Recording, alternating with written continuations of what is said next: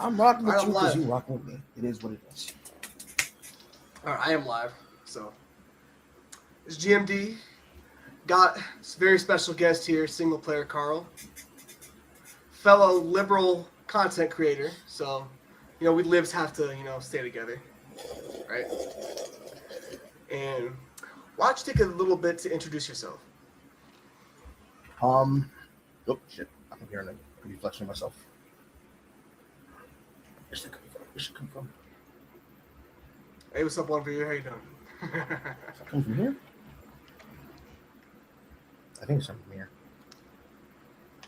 Give us a little time. I opened the webcam and I hear it. Share my screen. So No. Nope. There we go. I think I found it. Okay, we're good. All right. So, hello, hi. I am Corel. I've been on the internet since technically 2004. I have been able to use a computer since the age of 5, but I didn't become a content creator in the corrective sense until around my graduation year from high school into college. I did go into that briefly on the LAN panel on Wick's channel. Basically, I went to school an entirely different person and came out a entirely new person because I watched everything that I know and love get poisoned overnight. And there was no explanation for what happened.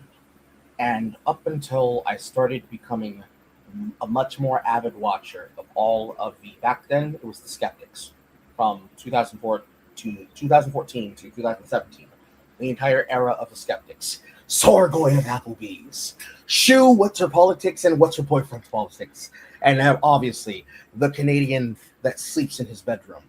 All of these people and the people around them became the proxy by which most people and me, myself, also learned about the world. Back when his profile picture the uh, was the Overwatch character poster in the back when it was Dev's older channel art before he does whatever this rebrand he's doing is. And up until then, everything about my worldview has been ingrown from just simply being one of the many legendary ball of lock knowledge havers. And that's just entirely predicated on I have That's why you're witnessed on. the rise and fall. I've That's why you're on witnessed the here. rise and fall. I went into it a little bit, referencing some pieces, but that was like the political side of things. The gaming side of things, I was there at the rise of Ben Yahtzee. I was there at the rise of Total Biscuit. I was there at the rise of most of the gaming figures that have now either turned their back on what used to be their original source or the up and comings of new Vipers that have drawn the lines of who they want to service. Because before, they were for the people, and then immediately once they got the bag and they had to cure the audience for themselves before Susan Wojcicki, Lord her rest her soul, she might have fucked up the website, but dying of cancer is horrible. Before Susan Wojcicki fucked up the website, the likes of people like the Act Band went from, oh, I just had a take about Elden Ring, and look, this guy's being crazy trying to call my mom, to lying to your face and deciding which side of the coin he wants to be on the side of, because that side of Twitter that week happens to be on his side, and all the people in between. That includes Dorsey Twitter and Elon Twitter after he bought the shit. Gaming is supposed to be something that everybody loves. It's certainly something I love. It's what kept me sane, especially during COVID. But what it has become now is the consequences of when attention and economy crosses basic capitalism, just basic, I want to buy something, you want to sell me something, and who can I lie to in the biggest proportions possible to be able to make as much money off of you as I can. The long-standing phrase is sucker is born every minute, and in this era, basically when all of your reach is not based on quantity or quality of work, but who you know and who's saying your name frequently enough for it to stick, all it takes is one person to convince another person that that person is to be trusted. and then you get a bunch of smashed JTs. We can talk about it, but I'm gonna let you open the floor because I got questions, you got questions. All right. Well, for people on your stream who are viewing me, my name is Get Money Dre. I go by. The reason I go by that name is because that was my producer name. I was trying to make it music production, but I took a detour to politics, and I didn't want to change it. I recognized politics before Gamergate and after, and like the rise of Trump and this polarization to the extremes that both sides have got on to an extent. And I feel like this is going to be a problem, if a really even bigger problem than it currently is. It's already been a really big problem. If it's not, fixed, for lack of a better word, right? Because you notice kids when they first get into politics, they either go one extreme or the other, right? You're either a far right trigger, like you got like trying to trigger people or whatever, and then you have the far left people who have these made up pronouns in their bio and dye their hair, and yeah. I feel like that while both are a problem, I think the far right is worse, but the far left is an issue too, right? Mm-hmm. The reason why kids choose the extremes is because they want somewhere to belong, and these creators that are feeding into their anger are taking money from people who just want a good life and want to fit in and do right? And you see these scammers, these content creators trying to rile up their audience. Mm-hmm. The Fuentes, the Carlson, even some people on the left like Hassan Piker too as well. I would put him in there, though he's not nearly as bad. He's still a problem. But he's not as bad as the right-wingers, but he's still an issue. We need sane, normal people in politics and political media again. Because even though we had Rush Limbaughs of the past, there's not like they're like people, like we had problematic people in the past. It's not like they were the front and center of every single like stage channel, spotlight. The spotlight wasn't on the crazies. It is now, and we need to bring it back to a level of normalcy.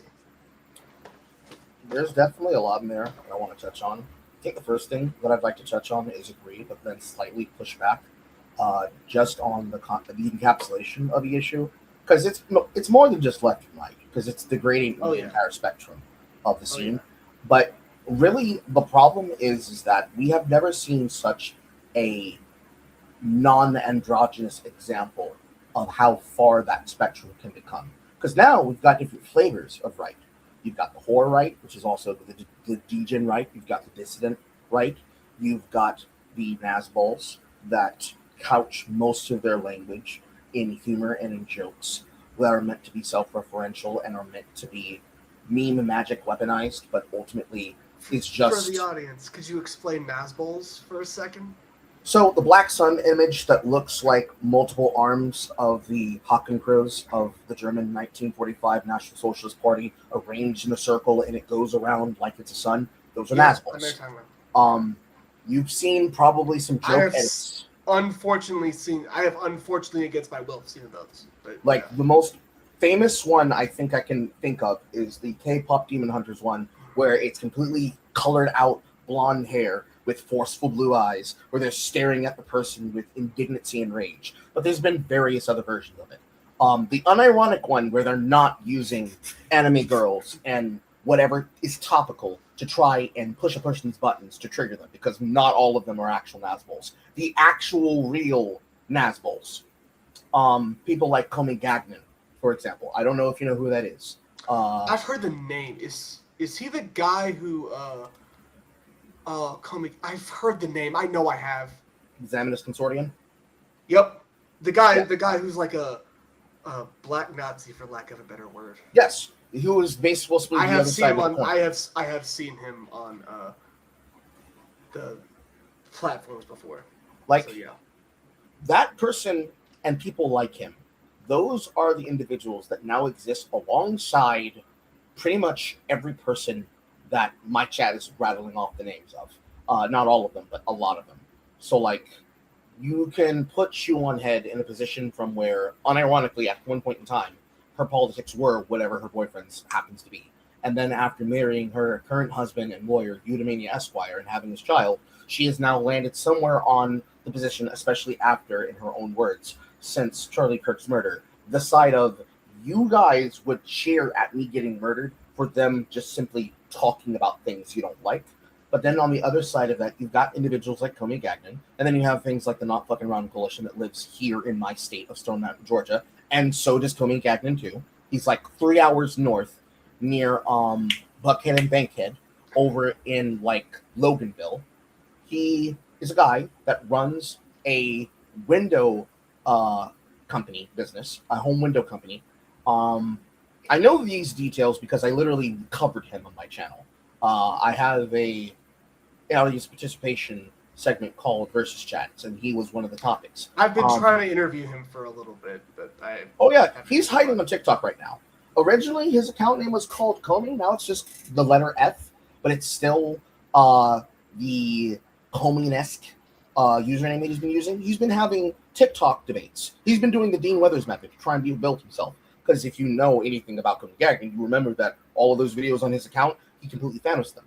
And the reason why is because he was one of the many people that amongst the dissident, at least in like this weird sphere that those people existed in, they were having polls on Twitter, open like 4-man polls on Twitter to vote who should be the leader of their side. And then he gets exposed because people just were making fun of him openly on Twitter. Making fun of him on Twitter, making fun of him on TikTok, exposing his clips, the same way that they were doing it to say people like, say, Pirate Software. And the problem for him is that unlike other people who usually they're influencers that work for a business and a company, and so they have to protect themselves so they can be able to maintain sponsorships and affiliate codes, he wasn't a legitimate business owner. He DFE'd, which is terminology for deleted fucking everything, or at least tried to. Whatever he didn't delete or what he didn't leave exposed on his original account, which features his girlfriend, his ex-girlfriend, the woman that's on the featured material. I'll drop a link for it in the chat room because we still have a folder for it because my audience crowdsourced for a lot of these things. You have a dedicated audience. A lot of my audience are people who came up on the internet the same way I did. Shout out Carl's audience. Shout out Carl. Shout out Carl's audience. I'm gonna shout myself out during the during the end of the thing. Yeah, that's cool. But they created an entire thing where they broke down various examples of his material. And on the original Zamnis Consortium website, took that down. On his original Zamnis Consortium videos, he took those down. Some of the ones that he originally had up that were public that we used to cover his material, he's now privated. I'm pretty sure if you go to his original account, because I'm going to bring it up right now, you can't find it. I'm trying to see if it's on the internet. I don't even think he has his account on YouTube public anymore. Some of these links are now dead. YouTube found not available. I'm trying to find. I think he's removing it all now. I'm sure you could probably find some screen caps of videos and some reactions to videos. He's taken down almost everything, including his original LinkedIn page, which featured him with a verified account for finances and sales. That I at least saved amongst many of the material. Which let me see if I can get. I'm not sure if my audience can see, but I am. Putting it right now in the side chat. Okay. The one where it says private chat inside the stream note link. In the stream. So there's that. I'm trying to see if I can put it up because I have the Reddit page on when it's examined, but I'm not sure if I can't see your chat. Oh, private chat. I'm tripping. Here is the link of the polls they would do. There's the gentleman, Mr. Comey Gagnon. And for the people at home who want a good picture to look at, here's what Mr. Gagnon looks like currently. What is your overall opinion of him? He is what happens when a person tries and fails to do what Nick Fuentes has been successfully, unfortunately, able to do these years. Because everything starts with internet blood sports, unfortunately. The key source of almost all of this is Google Plus, Google Hangouts, and internet blood sports. The era of YouTube that used to exist before and during the choice where they would bring together people to talk amongst themselves was a world where they would bring people in to basically shoot the shit. And then Nicky the Knife, which is what Nick Fuentes was known back then, would pull out a weapon no different than, say, this utility knife that I use. Nick Fuentes pulled out a knife. Yeah, that's where that nickname comes from, Nicky the Knife. He'd pull out a knife on camera and be like, "Hey, I'm gonna have to teach you some manners and some lessons there, little buddy. Yeah, I'm gonna show you how things are done." This is the guy who's gonna lead the Republican Party. Yep. Our country is fucking cooked, man. Jesus Christ. You think that's bad? Look over at Sneaker right now. This man is trying to recreate quintessential clicks from Alex Jones, and he can't do it because he can't stop looking to his chat for validation. Sneeko. Oh, Sneeko, yeah. Yeah. Mr. I don't have a personality until I attach myself to my new teacher. That guy. The one who keeps larping at being a Muslim. All of these people, all of these influences, they came from an era where you just kind of like how Brittany Venti has claimed some of the content. You had to actually be a person with a personality. It didn't matter if the personality was fake. You just had to have one. These are actors. Yeah, These are fucking actors. Every single one of these people are fucking actors. Now, some of them were legitimate and they believed in the things they believed in. But back then, you're talking about quintessential Mr. Medicare. You're talking about Jim before the cancer stuck in. You're talking about Jim who live on camera pulled his now wife because he had the riz like that. Those were the conversations when people got to know each other. This is where you get into people like, say, some black guy.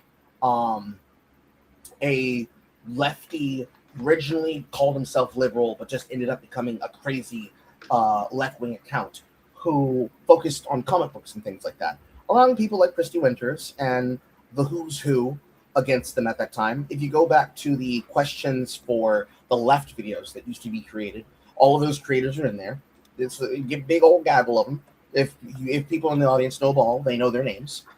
They probably rattle them off faster than usual. One of the examples being people like Christy Winters and Steve Shies, Mr. Block the World, H. Bomber Guy, and a bunch of other people. All those individuals, some who have died on the wayside, literally, or careers have just stalled completely because they no longer have the ability to pull attention because they were a part of the preferential movement back before the 2016 election when they asked for and were given the permission to be the primary sources to fact check things, which is where a lot of their fame and popularity came from. All the other people against them were existing in that same phase. That was the Honey Badgers. That was the who's who amongst the id pulse sphere of internet blood sports. That was the Kumite. That was the Killstream. That was the race war Andy Worski era arc when it was the two Worskis, the Asian Andy and the Andy of the Kino Casino of today before he met with Ash of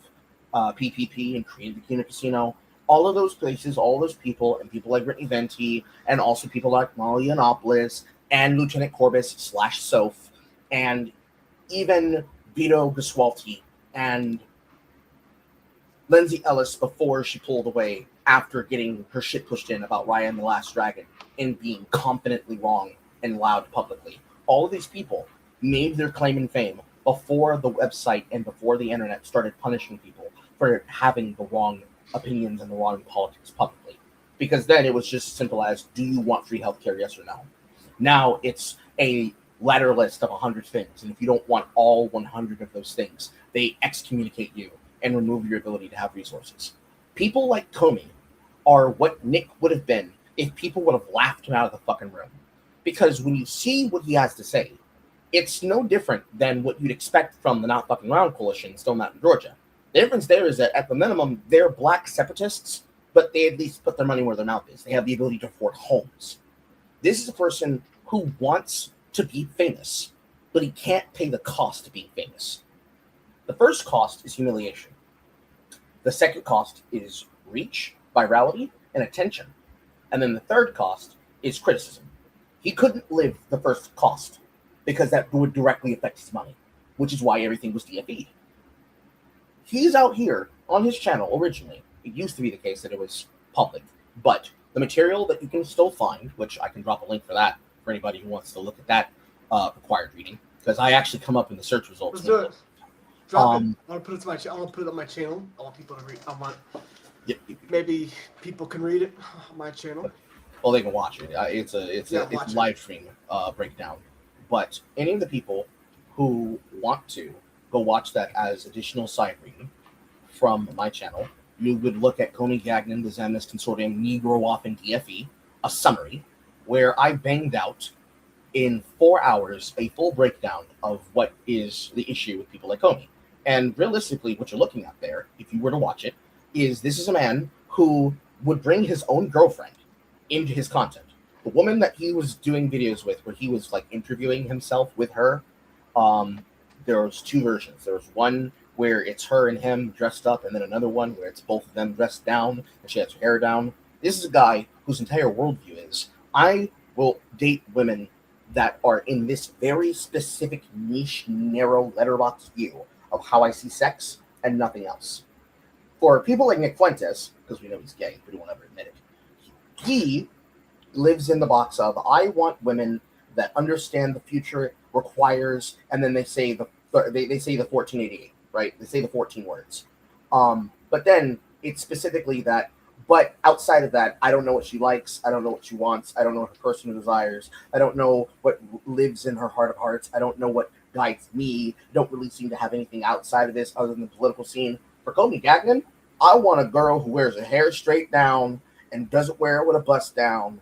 And she's a strong, confident black woman, but she also listens to men, lets men lead, and kind of shuts the fuck up and gets out of the way. But she also got to have a fat ass. Not joking. These were his exact words from his own post that he put on Twitter. I don't even know if I can find his Twitter right now. But I love black women with natural hair and fat asses too. In his defense, like, it's not that crazy if it's like, okay, this is the world that you want to live in personally for you, by yourself in your home. You can have that. You're trying to be the leader of a movement? The leader of a movement? And you're making posts about black crime. I don't fucking care. Okay, cool. The convention victim, that black girl who died at one of these anime conventions. He's making a post about, I don't fucking care if this monkey gets killed over some sort of dumb shit or not. That shit's retarded. Kill that. Stop that. No, you can't leave for nothing. Because those are the kind of optics that completely kill a movement dead in the water. Because then, since a bunch of people got into anime during COVID, they call them hoodweebs. Mainly because all they do is the same thing as ball and gun gamers. Which is, for them, it's shonen battle anime and maybe some ecchi dating harem romance. Not the H-title ones that have been sanitized for screen, like School Days. But, you know, things like Mushoku Tensei. They'll watch that. They'll watch the latest episode of Dragon Ball. They'll watch Naruto, but they won't watch Boruto. Just original Naruto and Shippuden. I knew a lot of guys like that who also were ball and gun gamers. Mm-hmm. And they play. It's a typical archetype. Yeah, there's nothing wrong with that. Nothing wrong with that. There's not even anything wrong with it, but it's like the mentality of the most basic gateway content, and they never evolve past that because they're not interested in that. Because ultimately, they're posers. That's an entirely separate conversation too. But those people, they see that, they hear that, and it's like, well, we're trying to go to Gen Con. We're trying to go to Green Con. I'm trying to get some big, beautiful black women and jiggle ass. What are you talking about? To them, that's sacrilege. What are you saying? These are the people who you need to be with you. Yeah, I wanted to go to DreamCon this year. I wanted to go to DreamCon this year so bad, and it pissed me off because I wasn't able to go because I had some work shit to do. Oh my god. I'm definitely making the next one. I will say that I am definitely making the next one. Like, in the same breath in which you could criticize people who have come up in the time after, namely FD Signifier, Pillboy, Lil Bill, A Foreign Man in a Foreign Land. I've watched each one of those guys in their content. I like FD Signifier's content, even though I may not agree with it all the time. I like it. He's a great storyteller, and the people he hires at his videos are really talented. Mm-hmm. Like, I know my enemies because I am one of his biggest critics, alongside people like him, Anthony Graham Cracker. You're gonna hear variations of that dig today. I got jokes. I got them. But alongside people like that, and Pillboy and all these other people, and some of the people that are just all they do is they make video essays. If you want to criticize FD Signifier, you have to admit that the reason he was put on because of people like Khadijah Mabawe. And if these people are anything, they are storytime creators. They are designed to tell you about their life and their experiences. The problem I have with him is that he takes his stories about his personal life and then he just starts shitting on people. And I don't just mean him shitting on conservatives or shitting on Republicans. It's him shitting on black people that have differing opinions.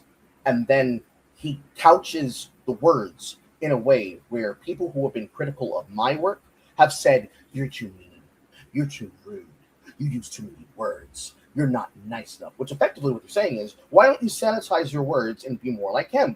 And the answer is, if I was more like him, I would not be myself. I would be a copy of him. And what I have to say would not be important enough to be said.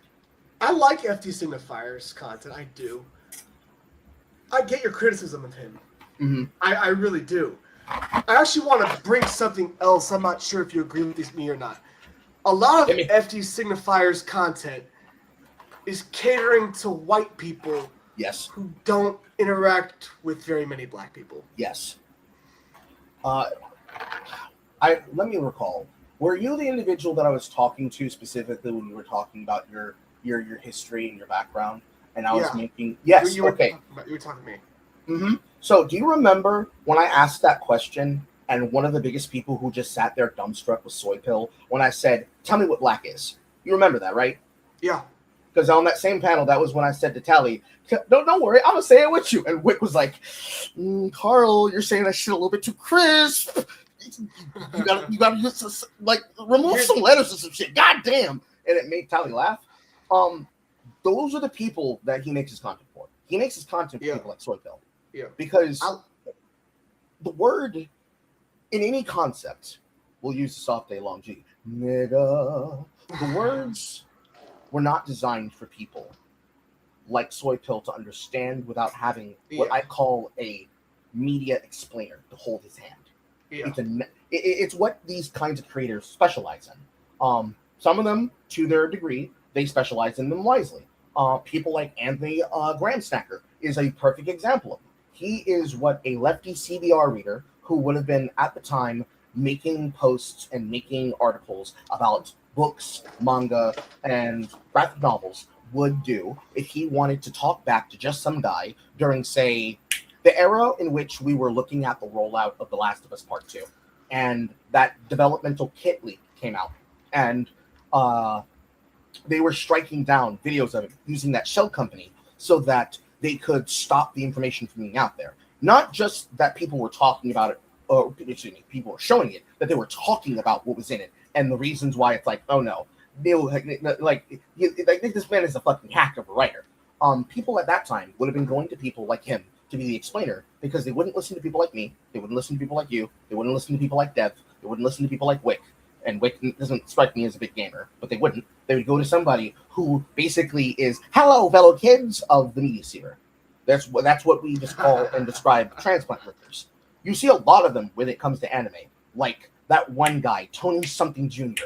His name's slipping my mind, but his face is ingrained in my memory. He's a black man who basically could be the brother of Andre Meadows, that the Some Black Guy comedy. And he wears a Mountain Lady hat with his swag, and he's one of the first people who comes up on TikTok alongside people like Straw Hat Goofy, who are basically the face of the kind of people that conventions like DreamCon are designed for. You cannot get a better target audience than people like that, because one of the craziest things about any kind of conversation you can have about gaming is that culture is something that you actually have to participate in, but it's also something you experience. And that's the best part of culture. People can enjoy it together. And people talk about it together. They live it together. It brings people together. One of the things that I had talked about after that show ended, because I was trying to set up content with Tally, I had told her about it, and she had commented before on the thing that I said on the live, which is that you have to look at African American people and their culture the way that you look at Jewish people. They are an ethno-religious group, whereas blacks are an ethno-cultural group. And the ethno-cultural part is something that you cannot fake. But unfortunately, what we consider to be black requires a form of authenticity that requires experience. Because technically, politically black is one way to read it. Yep. Ethnically black is another way to read it. Like crisp white boy sitting in the drugs, wearing the freshest kit, like his name is something that comes out of the movies of the era, like Love Don't Cost a Thing, or 8 Mile, or the Bring It On films, or Step It Up, or Stomp the Yard.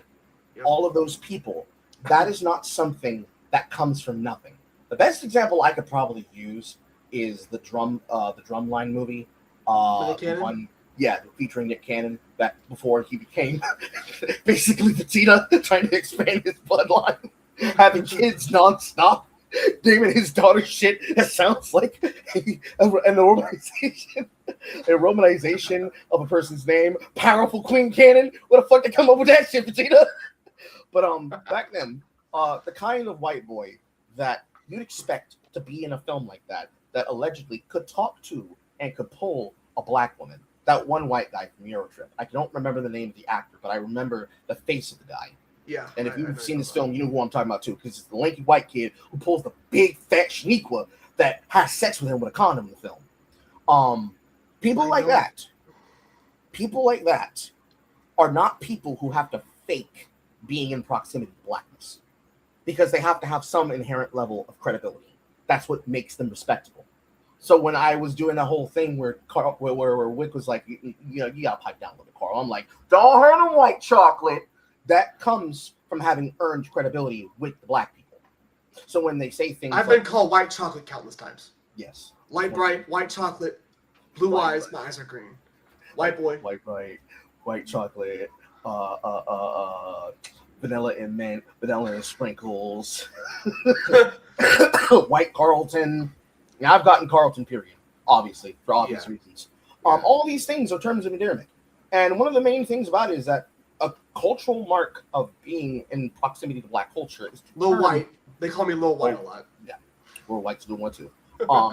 In being in proximity to African American culture and blackness is to take an insult and create it into a term of endearment, because it is a shit test. It is one of the most basic shit tests that people do, which is basically see, is this person uptight? Can I push their buttons? And can I push the buttons enough that it's like an easy laugh button?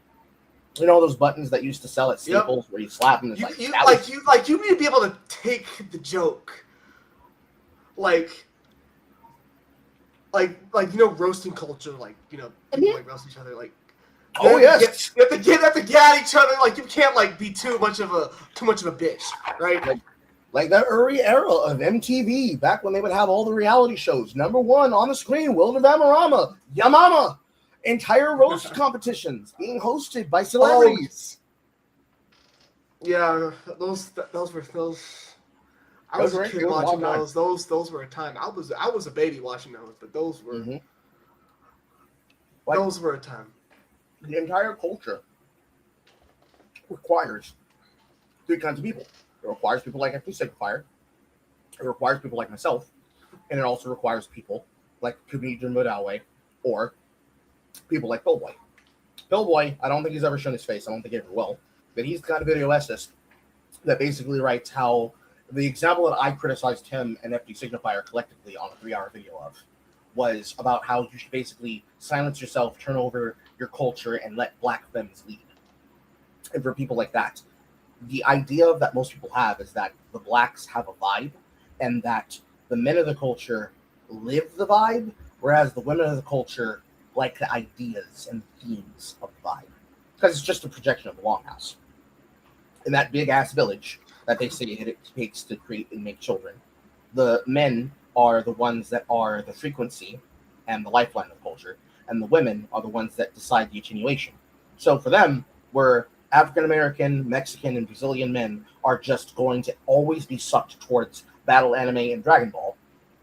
The women might like the vibe that Dragon Ball has, but they're going to more than likely go in the direction of something more like Fruits Basket or OM High School Club. Or if you're a person like Moralities, so if you're a black femme, Revolutionary Goro Utena. Because for them, they like the vibe that it gives them, which is why you're going to find men being ball and gun gamers, but then you're going to find the women playing cozy games.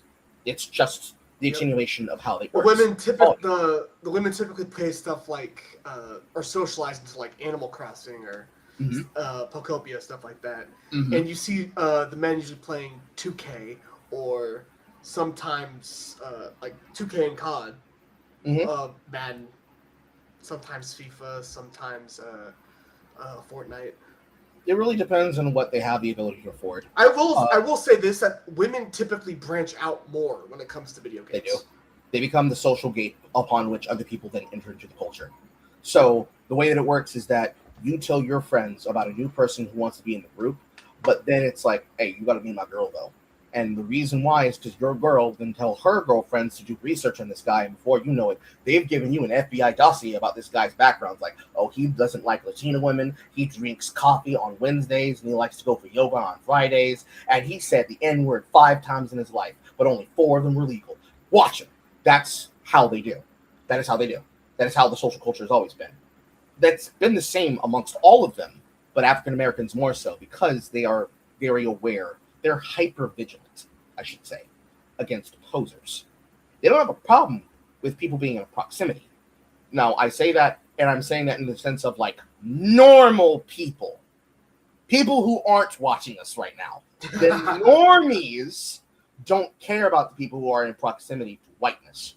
We're in a post-Modern Warfare 2 original era. We're outside the era of the quest of hate mail in Dark Souls and the infinite COD voice trolls like Minnesota Burnsy. I don't know if you know that person or people like that, but that's like a very big throwback. Like very, very big throwback to the days where a person would go on to the internet and basically troll on the microphone, trying to get people to be very upset on the mic, get the parents. Oh, I've seen plenty of people do that. Yeah. But like we're far past that era. Now we're in the era of, if you play Marvel Rivals, I'll use the example. I do play Marvel Rivals. You will find people like Quad, even with people like Raijin, and you have them going back and forth, not about who fed who in what ranked lobby, who was griefing who at an event, or talking shit behind the scene, or doing things for money. No, they go back and forth about whose family was getting doxxed inside TikTok comments. That's what that community does actively. I have other opinions about people like Quad. Crazy! That's the era we live in now. And it's ironically funny because that's the same era in which we left, when almost all of us, and you did, don't you lie to me, don't shake your head and say, I've never played League. Yes, you did. You played it at least once. You played it at least once in a botnet with your friends. I've played at least once. I played League when my older, fully Caucasian stepbrother showed me the fucking game, and we played together. Mm-hmm. Like for some people, it was them growing up and being a kid, and they were watching it, and they were very into the teams that were very big in seasons 1 through 5, which is what most people remember. I'm not sure how old you are, but I was born in 2000. I'm 26. So what I learned League around 2013, 14 ish. Like that's when I played it at first. I played sporadically in later years. Last was like 2018, I think. But yeah, that's when I wanted to play League. It was so big, everyone was playing it. It was one of the games that even casual gamers or ball and gun gamers were playing. Like all those things speak to social culture, and a lot of the ways in which we were able to get a lot of overlap between groups was like finding something that everybody did, and that was one of the games that everybody played. Everyone, there's always been a particular cultural event where everyone participated because it was the inverse out. Around the time I was born, but before, like a little bit before I was born, was Pokemon. I'm not sure if you see me back there. The whole Pokemania situation was ridiculous. I got into Pokemon after it was like the whole Mania thing happened, because obviously I was a little bit too young for that. Mm-hmm. But yeah, I actually like Eevee as my decoration. I'm gonna keep it there for now on when it comes to streams and stuff like that. But I got the Totodile right there. oh shit. It's I was hanging on top oh, of I the see it poster. now. Yeah. Yeah, hanging on top of the poster of Pokemon the first movie. And my bed sheet's not here, but my bed sheet has Kyogre and Oh shit. Feraligatr on it. I don't know where they are. What was the first Pokemon game you played? Yellow. Pokemon Yellow. Mine was Emerald. Actually, no, mine was Ruby. Mine was Ruby. My brother got Sapphire, and we traded when we were done with the games because we thought they were 2 different games. I still have my original case that it came in. I use it to store things. And I have the Eevee plush that is bigger than Eevee canonically is. For those of you in Carl's audience, I have the original coverage that it came in.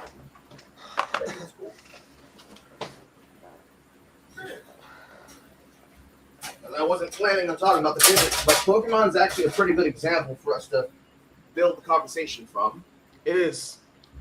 I have to say on top of it. You know, Eevee's gonna stay here from now on. So. I have the original Pocket Monster, not the Pokemon featured one, but the original Game Boy Color Pocket Monster container that came with the Game Boy Color. Oh, and inside of it, alongside apparently my copy of Pokemon Silver. I played my Crystal in later years on many ROMs, but I didn't get the copies of original. GBA games, like 19 and 1, because your parents can't just get you what you asked for. Like, why would you want to get one game? You can get 19 games on one cartridge. Thanks, Mom. Kingdom Hearts Chain of Memories, one of the most slept on games in existence, but it was better when it was on PS2. And then, right, y'all, my original copy of Pokemon Yellow. Pokemon Yellow.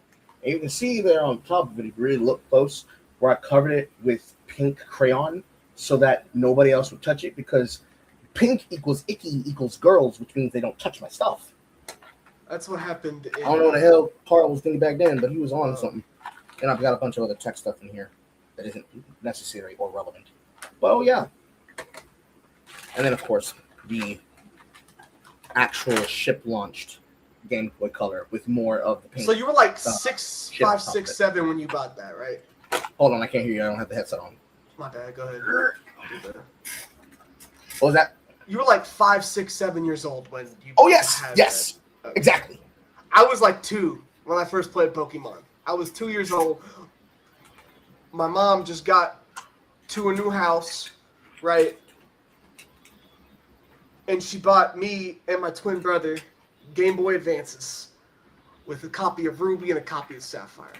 Mm-hmm. I first got Ruby, my brother first got Sapphire. We played it, then we traded it, and we played it again. We traded games because we thought there were 2 different fucking games. Mm-hmm. Like, it's not a bad assumption to make because technically they were, but they're not.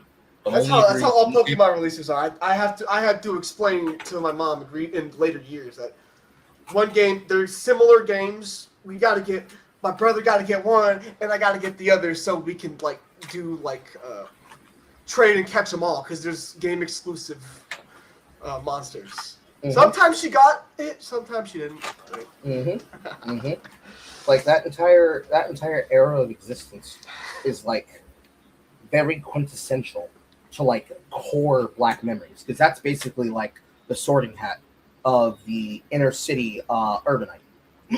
Once you get games like that, like Kingdom Hearts, for example, Kingdom Hearts is a really good barometer of exactly how that was for the African American and for people who are living in the suburbs. If you got a launch edition of the PlayStation 2, if you got the fatback, or if you were a cheap person, so you had to wait to get the slim, whether it was the black or the silver. I bought the silver. You basically had to choose if you liked JRPGs right then and there, because for the African American, it was various different versions of games. I know for my siblings, it was like this game called The Blitz, which is basically a football game, but you could injure people, and part of the my cousin had that game, and we played that shit.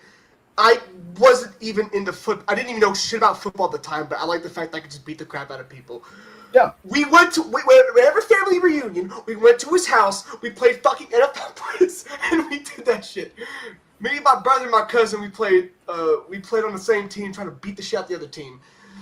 Best core memories in gaming. That was one of my biggest fucking memories in the entire game. Mm-hmm. Like the PlayStation 2 was basically the sorting hat of the African American and African American Black vernacular culture. I'm trying not to say variations of the hard R, so I'm going to say the Ebonics culture. You decided if you liked JRPGs because that meant that you got either Final Fantasy X or some other JRPG like Magic Arena. You decided that you liked new titles of 2K because then, of course, you had various levels of 2K. That FIFA, wrestling games.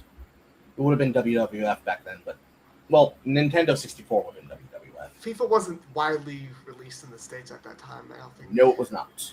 Not unless you had a parent that went overseas. I had an able father, so he'd bring the games back. My mom works with the Army, so she went overseas. She was a nurse with the Army. And I got FIFA because I got FIFA earlier than most other people than everyone else in most people in my neighborhood and or my school. They didn't play FIFA. They know very little about FIFA. Yeah, it would have been Madden for most people. If it wasn't something like the Blitz or some obscure sports game that they played, like Mario Golf, it would have been something like that. And then for every person that was specifically like right there at the cusp of getting into anime, but they weren't really deep in it enough, like they were already region locked at this point, so they wouldn't have seen things like that.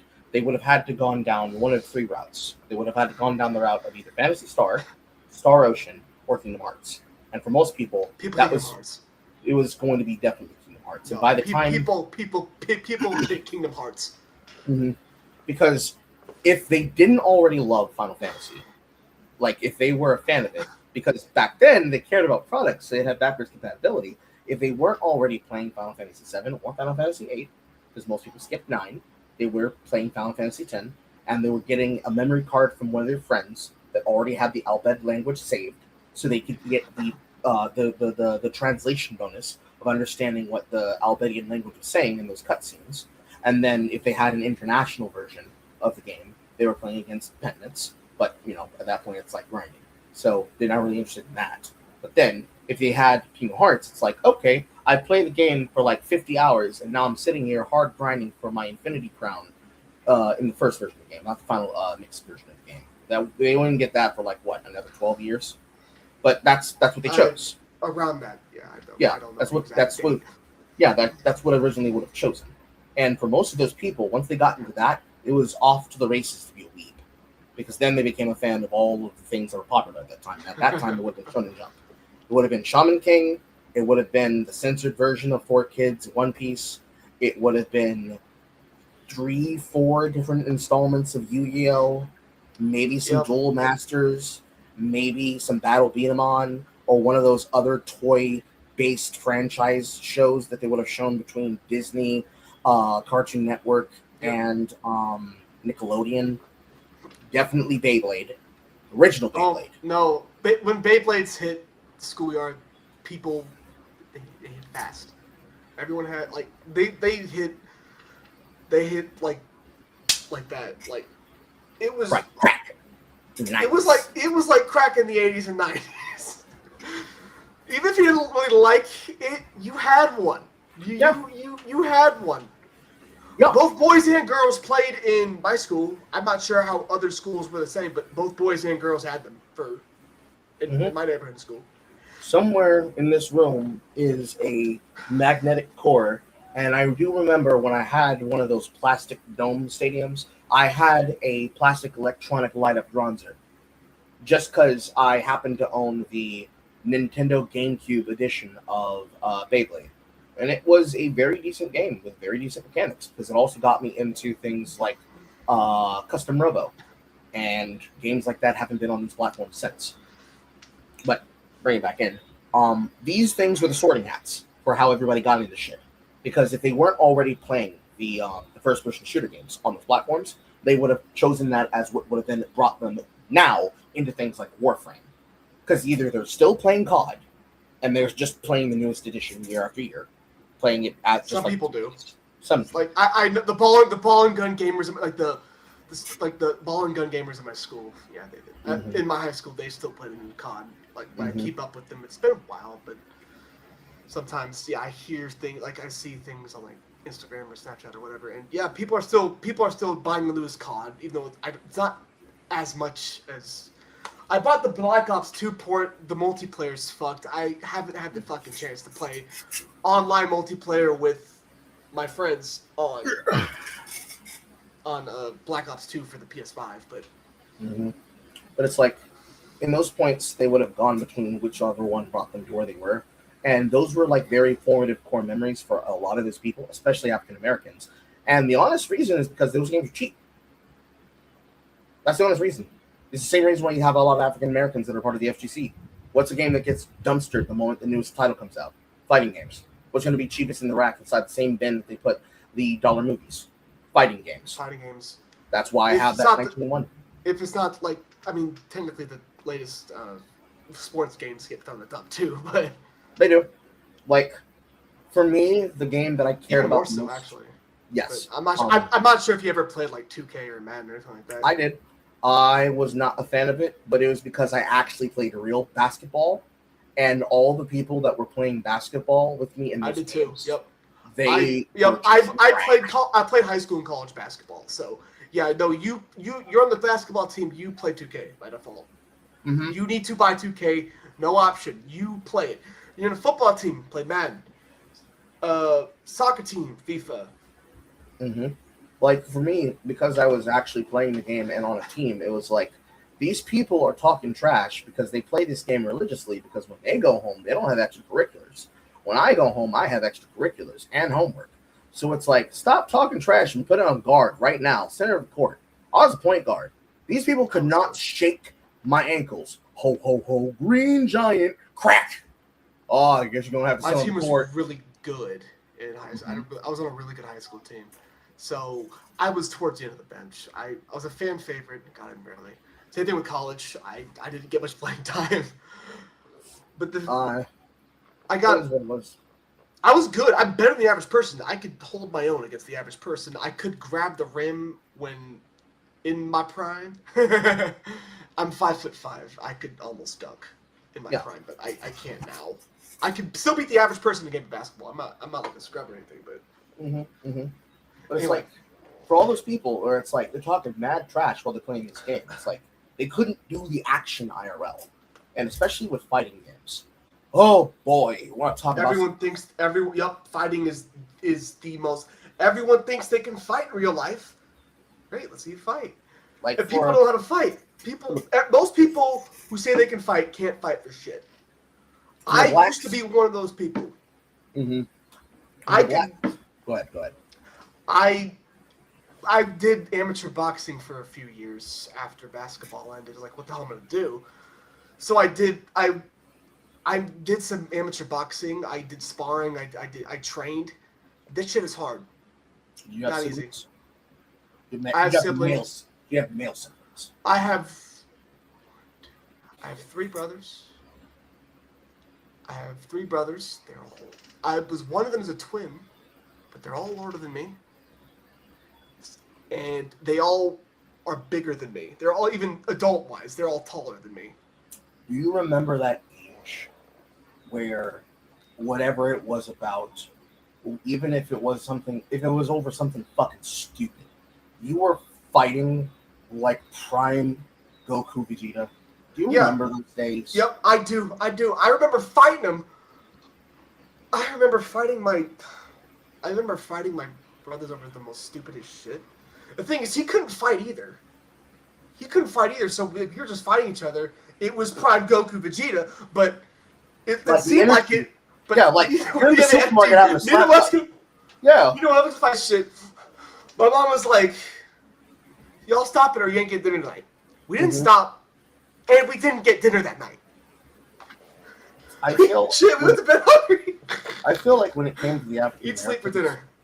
Especially when it came to Tenkaichi. My mom was white, by the way. That's fine. Point that out. My mom was white. That's all good. But I feel like when it came to the African Americans, especially when it came to Tenkaichi Budokai 1 through 3, oh my lord, the entirety of the Saiyan saga to the entirety of the end of the Buu saga, before people understood what mystic form was, and they just called it an accelerated, upgraded form of Super Saiyan 2 for Gohan. That entire era for black people, so many people eventually became fighting experts despite having never put on a gi or Fighting experts. Yeah, you see that all the time. You see that all the time. You still see it. You still see people saying, "I think I can fight." Right? Fight. I think like people think they can fight. They watch anime and it makes them want to fight. Myself included. Myself included. I'm no different. I watch an episode of DBZ and I think I'm fucking Prime Goku, right? I'm not Prime Goku. I can't go Super Saiyan. But especially if you're like a younger sibling, because it just so happens to be the case that both of us are the youngest of our families. The times where can remember very clearly every time I fought my brother, every single time I fought him, including the time where I put a hole in the wall, and then him and I are sitting on the side of our street in our old ancestral home, where one of our neighbors, who happens to be a police officer, is like, "Don't make me come out here in my boxers again, or I'm going to send both you two down to the station, and we're going to try both of you as adults." I remember every single time I would fight things like that, and I don't know if it's core written into black culture. And I'm not talking about like the scientific study about the specific like strain of protein that our bodies don't make that stop us from being able to inhibit our violence, which is a very real thing, mind you, very real. If I asked my friend Rebecca, aka Aiden Paladin, Aiden with a Y, not Aiden Underground, Aiden Paladin, to give me a data heuristic breakdown of it, I'm sure she'd have a fun 15 minutes breaking that shit down because she cracks that shit out like a fucking computer.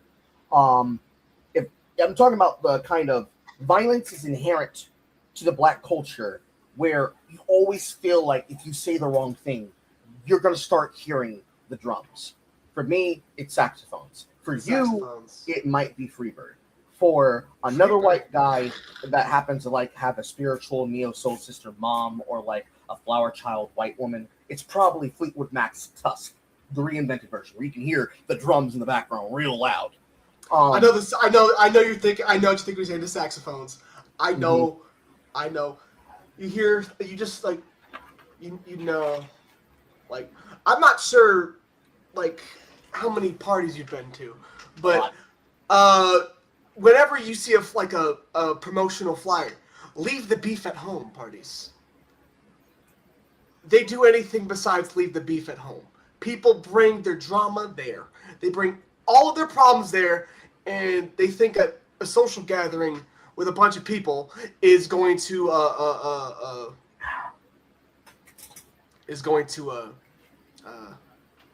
be the appropriate place to fight and sometimes shoot things out.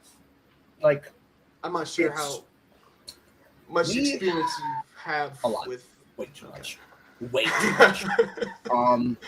In white neighborhoods, they did not do that often because their parents knew each other. But in black neighborhoods where nobody has any relationship to anyone, there are some primary mating calls amongst African Americans that you learn. I don't go to white parties, by the way. I don't hang around too many white people.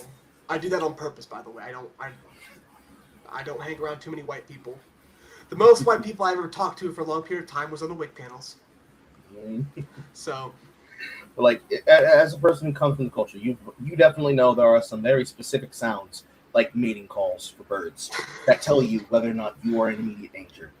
The number one to look out for is, I bet! That's time to leave. That's time to leave. Another key one, so what you talking about? Or, my primary favorite, oh, you finna show me something?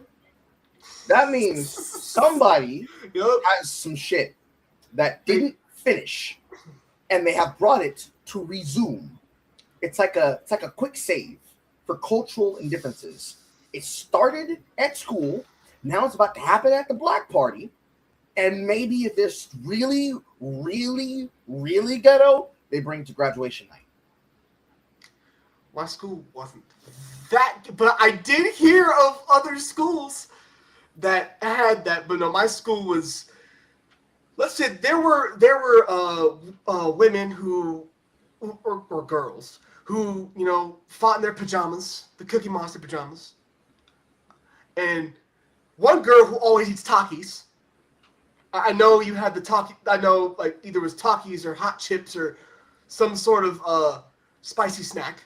Oh, I got them right here. 1 second. I can actually. I know it was some.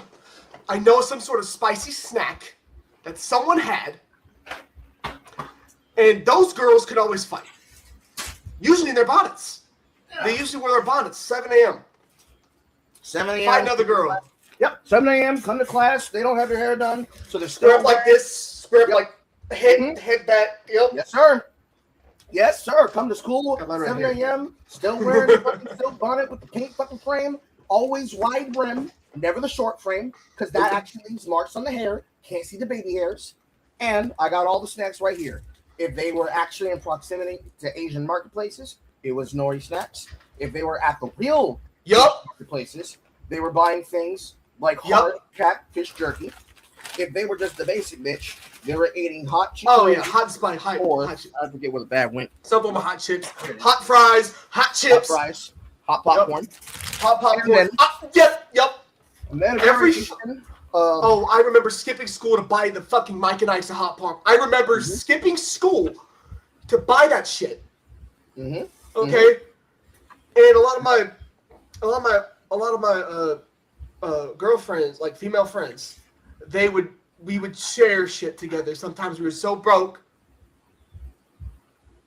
like like a group of us, like boys, girls, like a group of people, got together, bought snacks, shared the shit.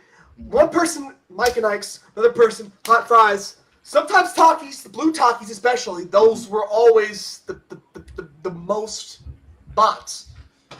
Takis were a new invention to my generation at the time, but we eventually learned that it was like a much harder to chew corn chip. Yep. It's just like if you take a tortilla chip and you roll it and then put dust on it, which they weren't very big for that. They preferred. It was really big in my era when I was in high school. They were really big with us. And then of course your gummy candy, things that are sour. It's reversed on the camera, so it's hard for people to read. You got your Jolly Rancher variations. I do want to talk to you a little bit after for completely something a little bit unrelated. Yep. After we're live, I do want to talk to you a little bit further about. Okay, that's no problem. And of course you had. Yeah. And then of course you had the hot tamales, tropical hot heat. Yep. With like the spices on it. And then the ones that I'm chewing on right now, where I got one box left, the Mike and Ike's raspberry. Anything blue raspberry. Blue raspberry. Blue Takis. Blue fucking hot chips. They had blue hot chips when I was in high school. But yeah, like there's quintessential core memory things that are just like, put this in proximity to a person, and you're going to find out real quick whether or not they come from the Bronx. Whether or not they come from a hard-hitting neighborhood. Because for them, it's like, I can get like 10 boxes for $10, and I got $15 in my wallet. And if I go down to the chicken store, then I can get me an a la carte chicken breast for at least $5. So I just got to get $2 out of somebody. Hey, yo, man, let hold $1. You never get the dollar back, by the way. You never get the dollar back. Nope, never get it back. I had one of my homeboys was exactly like that. Hey, bro, can I have $1? Hey, bro, let me hold 10. The thing is, like, he didn't, like, obviously, I sometimes gave him money, sometimes didn't. But no, he had my back in other ways, too. Okay, I don't want to say anything that might get me in trouble. What? But one time, he stole some weed from this guy in one of his neighbors, and he gave it to me. Hey, bro, happy birthday. My birthday's in April. This was in October, so it's like a half birthday type shit. It was like a sack full of weed. We never spoke about it since. That's smart. That's the best half birthday gift I ever got to this day. I was looking for that shit. Yeah. And now, what's he doing now? He has he's couch surfing and has 3 kids he doesn't take care of. But that's fortunate. In a different state with one of his cousins down south. Has 3 kids he doesn't see. I wish him well. That's one of those situations where a friend is like, bro, you might be in my ride and die, but you need to clean yourself up. Yeah. And usually those kinds of friends can go one or two ways. The moment they tell you they got a girl pregnant, it's like, this man is either going to transform himself and become a rent-off man, or I'm going to see your lazy bum onto my couch 3 times out of the month.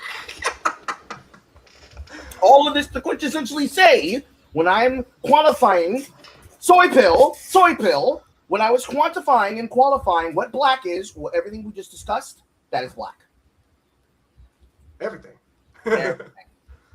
Because like you can't fake those experiences. I'm not the gatekeeper or authority on. No, that's other black people. That's someone who's full. That's someone who's 100% full. You know, like. Mm-hmm. I grew up. I grew up also around all sorts of people. My neighborhood growing up was predominantly black. I got bused to an elementary school which was mostly white. I went to a middle school that was also mostly white, and I got to a high school that was very diverse. There were white people, black people. It was like a third. So, third black, third Mexican, third white. Realistically, to bring us in so that we don't get lost. Go ahead. The people who are supposed to be the gatekeepers and the arbiters of blackness only is supposed to be limited to like the insular group that you're trying to become a part of. In modern society, if you really want to talk to black women, if you want to date women that choose to spend an hour to 3 hours to get ready for a date, I would love that. Yep. That's a choice you can choose to make. Any more so than you can learn to love avocado toast and talk to women who might be $2 or $3 out of the price range of your normal dating queue. Nobody can stop you. Live, get some head, live. But if you want to fit into the dynamics that come into that, let's say, for example, you wanted to go right now to an AMC church or whatever particular church happens to have a very large black population. Just in your mind, make the most generic version. Yeah, there's a few I've been to. There's a few. For those that are playing a home version, just make the most generic version of black church that you can think of between a Tyler Perry film and a comedy film from 2004. Okay? If you want to enter into the annals of that environment, there is a rule that you have to follow. And that is that you have to understand that the same way that people will feel about entering into a space that they feel uncomfortable, that is also the same thing happening to you as you step past the echelon of the frame of both reference and culture that you're in. The word I'm going to teach you here is what we call door stopping. So when you hear the word gatekeeping, it should be obvious what that means. I am keeping the gate. Carl, what does door stopping mean? What does a door stop do to a door? Does it hold the door open? Yeah, it stops the door, it holds it open. And if you're a person who's both gatekeeping and door stopping, you are a bouncer. You decide who comes in, who comes out. And many times, especially in all the memes that exist to this day amongst the memes, where they basically say to you, "Hey, you all right, white boy?" That is what I know the exact photo that people use, the reaction photo people use. "You all right, white boy?" Like, that is what that culture looks like. And to bring it back to the people who make that shit, that is what they exist to basically do on a cultural level. Now, in social groups where it's like you're a teenager and you're in high school and you're trying to make friends with black people, you might have to get punched in the mouth like one good time, like once. Get into a fist fight, you hold your ground, you take a good sucker punch to the left side or right side of your face, but you stay on your feet and you're still standing, and you're just basically like, "I hear no bell."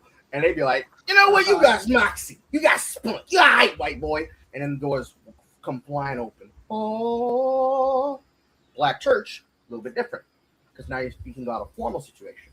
The likelihood that you come across a person's family is very high and likely, especially if it's the aunts and uncles of the sisters. It's usually the grandparents, aunts, uncles, the whole family's there.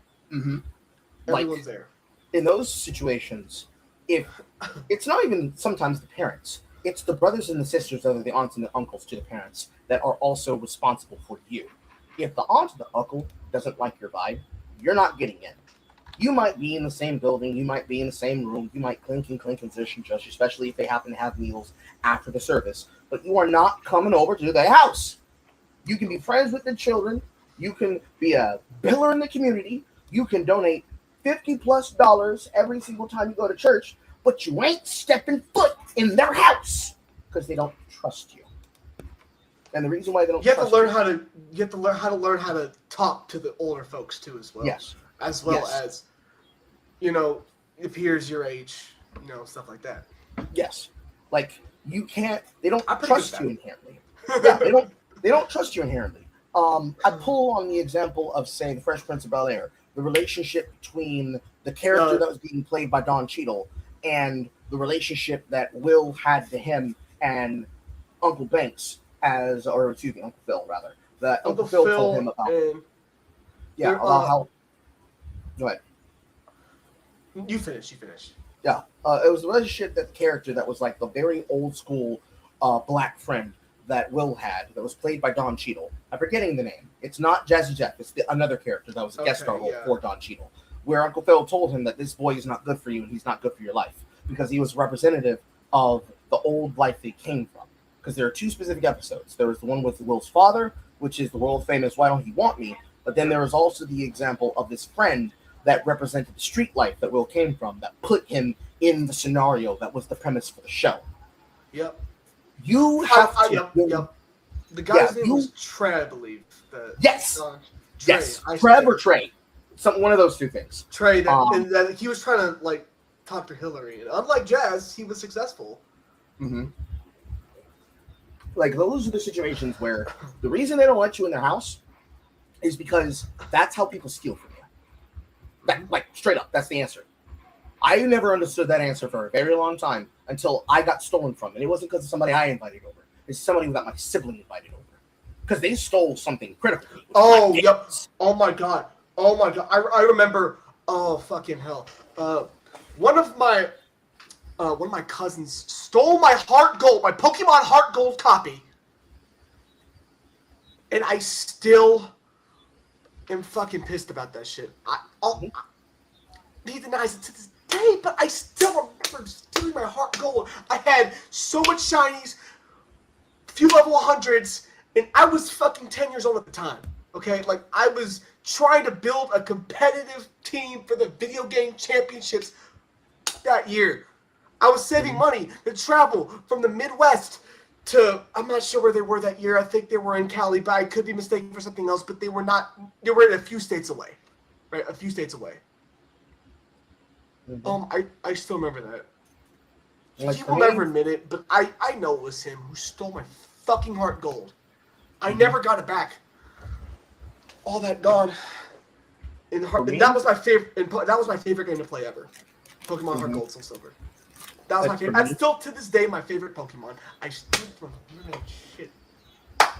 My apologies. Go ahead. It's all good. You're good. Get it up. That's what we want. Like love expression. I was gonna say something, but I don't want to hit Edie over there. So. No, don't hit the child. But for me, it was a very large amount of my games because as a child that grew up with Wildcats in my house, I had the gaming peripherals because I had the game stand that you put the GameCube on top of. It had the wing sides that folded out and you could put the games inside of it. Yeah, motherfucker just lifted it up, stole it.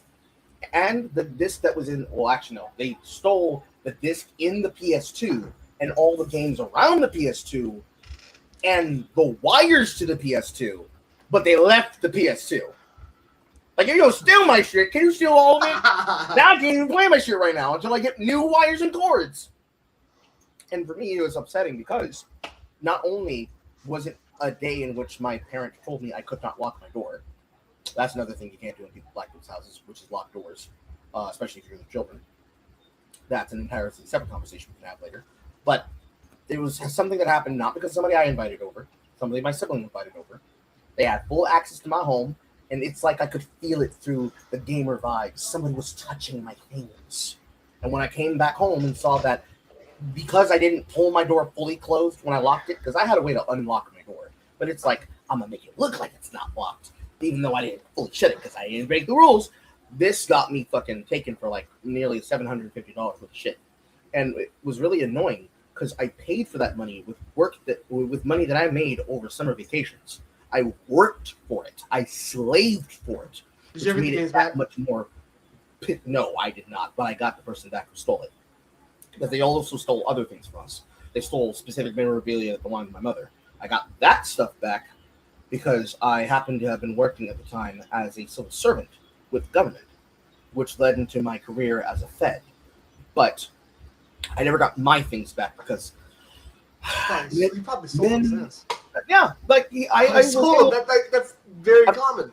I found receipts that they sold them to the pawn shop to get the money from, so I could never get the games back, never get the memory cards back, never get the controllers back, and all it's that like time wasted, gone. Yeah, gone. like these days now I can My emulate Pokemon VGC team with my special attacking Blissey, gone.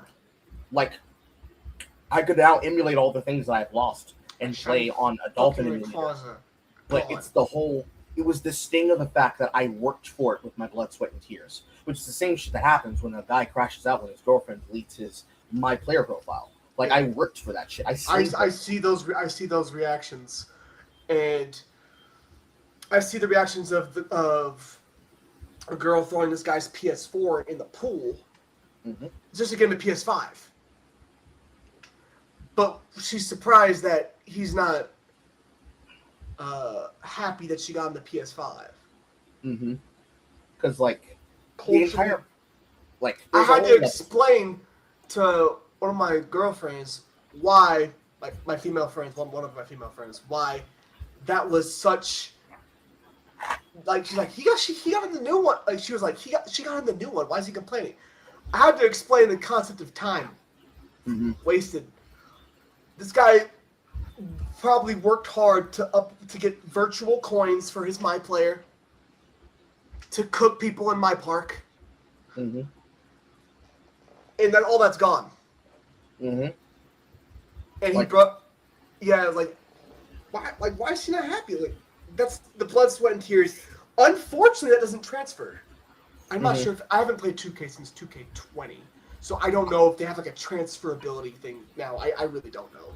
I'm sure that there's probably some like out of game setting where it saves to like a global stat screen that can be logged into from your PSN control, but because I know they do that with my. I know at the time they did not do that. Yeah, at the time, if it was like something like from the PS3 era, no, your shit's gone, bro.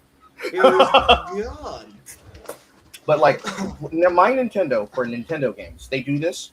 They do save your data, but they save like the fact that you purchased the digital game. If it's something that is not saved to the cloud, like if you have the online copy versus a physical copy with a physical cartridge, or a virtual copy with the physical memory on the system there, that's just gone.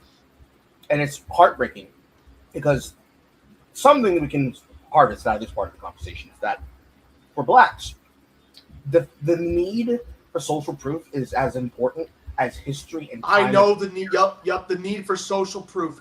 You need to say that you did this, and have witnesses attest to the fact that you did said thing. Otherwise, you're just talking out your ass. You're full of shit. No one believes you. You're like the drunk guy on the corner, fucking drinking, saying that he was all state and all conference in high school for this, which there are a few guys my age that were all state and all conference. One guy made it to the NFL, but he's fucking broke now. So again, social proof's the thing. And the one guy just screaming things. He like the crazy guy, like one of the crazy guys somebody I knew who made the NFL, who is broke now. He actually did these things. He actually did said things, but like he's just talking out his ass in the corner, and he's by himself, so no one believes him. So it's like if he didn't do said things. Yeah, it's like in the black culture, black #TM Tradestar. It's like having a person that, as a storyteller, effectively is also collaborating with you as the person who tells people of a folk hero. Like, this is Carl from Compton. This is not Carl from around the way. This is Carl from Compton. This is the guy who says what he means and means what he says. And they're the ones that legitimize you in the face of that group. Because if it's not the women who are investigating the resource, it's going to be the thousands and thousands of male and female cousins through your one best friend or friend of the social group, probably the jokester, who's going to vet it himself. because word travels fast, as does connections and reputation. And blacks love reputation because if you can recognize, Reputation is everything. yeah, if you can recognize, It's basically currency. You recognize someone, good as new city, right? I went when me and one of my homeboys, one of my bestest friends growing up, the dude who has 3 baby mamas, doesn't do shit, right? Mhm. I visited him in a different city. I'm from the Midwest. I visited him in the South. I'm sort of like tennis mixed-ish. Like some people can recognize me as white, black, whatever. There I'm white. In the said city, I am white as fucking snow, right? It's like, oh shit, you got boy like so and so's from back in the day that fuck with so and so. Like that's your homie, right? Yeah, like I didn't know these guys, but like we became cool because he told them about me, so like they had some level of familiarity. Oh, you did this, you did that, like, and then we talked about that, and that turned to an hour-long conversation. Oh, you beat up that guy you beat up that guy who played for Division I school. I'm gonna be anonymous here, but yeah, no, the guy was an offensive lineman for a Division I school. I didn't necessarily beat him up as like I hit him on the chin, one knocked out, one punch, right? Mhm. And for the record, I'm not tall. I'm very short. I'm not tall at all. So we talked about that. It's like, again, I don't want to be like one of those guys that talks about how much people he beats up, because usually those guys do the opposite, right? Are the ones getting their ass kicked. But yeah, no, like, but the point is, shared familiarity because of what other people say about you. It feels like you know someone based on what someone says about. Like, I feel like I know someone from what someone else tells about me. Like I had never seen this dude in my life. Hey, you're that little dude that can hoop. Okay, so the thing is, before this familiarity, if I was just to go into that city by myself, I knew nobody, no one knows me. People are like, who are you? Where are you from? Why are you doing this? Like, again, it's like a level of familiarity that's involved. That's where that entire conversation about checking in comes from. Yep. I'm the whole checking in. You have to, when you go to a city and if you're trying to chill in like a hood in the city, right? You talk to someone who knows someone from said hood that can vouch for you and let you in. Oftentimes it comes with money. Sometimes it does not. For celebrities, it comes with money. I'm not sure. The huge conversation of checking in. I'm not sure if you know who Steven Jackson is. He played basketball. He's a commentator. He does like podcasts, or maybe I'm thinking of something else. I'm not sure. His name is. Anyway, this guy. Steven Jackson. He's a basketball player. He played for the Spurs. He talks about checking in because like when he goes visits the city, he likes to visit a different ghetto area, hood of the city, right? I sounded really white there, didn't I? But yeah, he talks about checking in, and people on the internet clown on him for it. Like, you're an NBA superstar, why are you still checking in, right? It's what he wants to do. I'm not here to personally judge his decision, but he's the one who kind of taught white people from the suburbs what checking in is, right? Like, he's like, I bring him up because he's the one who taught white people from the suburbs what checking in is, right? Like, realistically, there's a very important reason for why you check in. Hell, it's the same reason why. So you don't get robbed or shot or something. Get robbed, get shot, get accidentally fucked up. Like, get accidentally fucked up by somebody who's like, oh, damn, I didn't know you knew so-and-so. If I knew that, I wouldn't have done nothing. Yep. But it's also the same reason why, if you relate that into the political sphere, it's why having people who are a part of something like the group that was a part of, the Liberal Action Network, have the same justification for somebody to check in, or just simply having an open conversation with them inside of a place like their own Discord. Yep. I like how I joined LAN. I've been on a few Whick Panels, but Blue Dog Josh was the one who vouched for me on LAN. And for me, meeting Whick for the first time and getting involved in panels when I was being a little bit nicer in the sense of like I'm not trying to like be a shouting match. I talked about it earlier inside the general. I don't want to be one of those debate bros. Yeah, I talked about that earlier inside the land, where I said the dry bread pill. I want to hear what people have to say. I'm not trying to have a shouting match with them. Mm-hmm. If a person starts just constantly screaming and acting fucking retard, the way that people like Soy Pill do, whenever they're on a place like Whick Panel or whatever other place that they're on, like Live and Learn, where they're trying to just basically act real fucking stupid, like their name is fucking Patrick Starfish, I will tune out because I have no interest in watching that because I don't need to watch more political debate blood sports. If I wanted that, then I would watch. Those guys are often the softest. The internet shouters are always, not usually, always, except for maybe one or two exceptions that have happened sometime, the ones that bitch out in person, right? The ones that act pussy in person, right? That's why they hide behind a fucking screen and talk shit, because they're too fucking soft in real life to actually stand on business. I'm not Mr. Tough Guy. I'm not the type of guy who gets into fights with people because I want to. I don't get into. I've been into fights in my life. That's what you have. I've been into fights in my life. I'm not like Mr. Tough Guy who fights everything and wants to talk about how rough and tough he is. Like those guys usually are the softest that can't back shit in person. And I'm not. People who actually been in fights know how serious fighting is, right? Yeah, it's just life and death. It's not a game. Yeah, like one wrong punch, one wrong hit, you're dead, gone. Oh, Jail for the person who threw the punch. Jail for the punch. Like sometimes it's worse than that. In a lot of these situations, especially when it comes to the streamer world, these people are so funny and comical when they do these things because it's like none of you guys have been in fights, especially not any of these girls, because there's no talking that's involved. The problem there is that you have a lot of people who are like learning things from osmosis. So the idea of the person who talks the most is the person who has the least amount of hands. But it's also the case that the person who's talking is also sizing you up as they're talking, and they're looking for very specific key reactions and very key tells to tell whether or not you are a fighter or whether or not you are also sizing them up.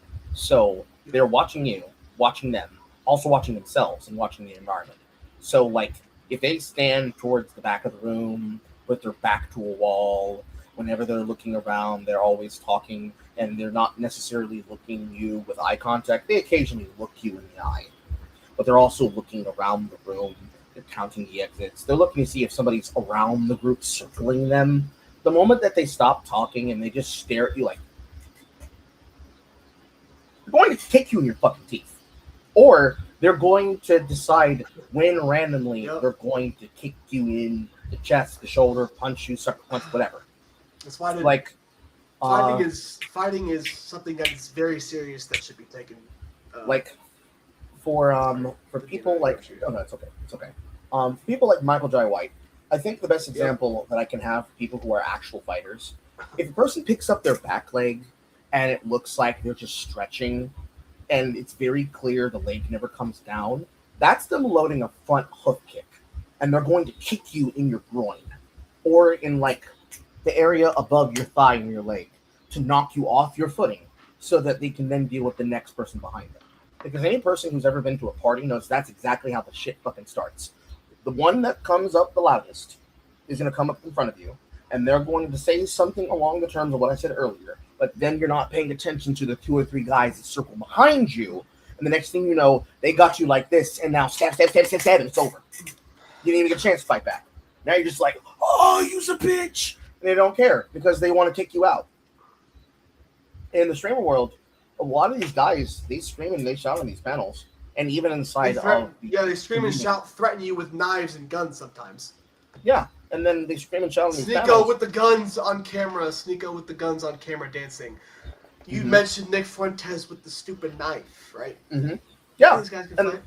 And then all the other times, it's more like what the snarkers are doing, especially since you're Snark 30. Oh, speaking of, please explain for those who don't know the snarkers. Oh, that's easy. So, like, in the same way that I talked about internet blood sports, the snarkers, especially those that are the anti-Destiny, anti-Wick snarkers, they are people who are basically the exact tonality of these people I'm talking about. But they themselves, rather than being big back gangsters or people who seem scary, are basically the most effeminately toned, men and women in existence that effectively hide behind avatars and also talk the maddest shit. But when it comes to actually having debates live on a stage that they don't necessarily control, they effectively put you in this position where they are insulting you and they are expecting you to act out of frame to get you to overreact to things that are not that serious. They are serious, but they shouldn't be that serious because look at the person who's threatening you. So when morale, this is an example. These are real things that were said. These are not my opinions. I'm just repeating the energy in which they were communicated.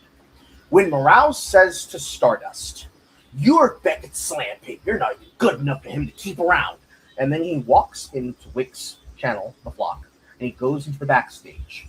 Effectively, he is walking up like, "I'm coming towards you with epistemically clean arguments, and I'm here to have a meaningful debate." But really what he wants to do is he wants to get on camera and repeat the same comments that he made to Stardust on Yitter, ex-Twitter, and say them Twitter. again on, I call it Yitter because it's just fucking Twitter. It's just Twitter with an X. Fucking Twitter. I call it Twitter. Yeah. His mama named him Twitter. His dad named him Twitter. His name is fucking Twitter.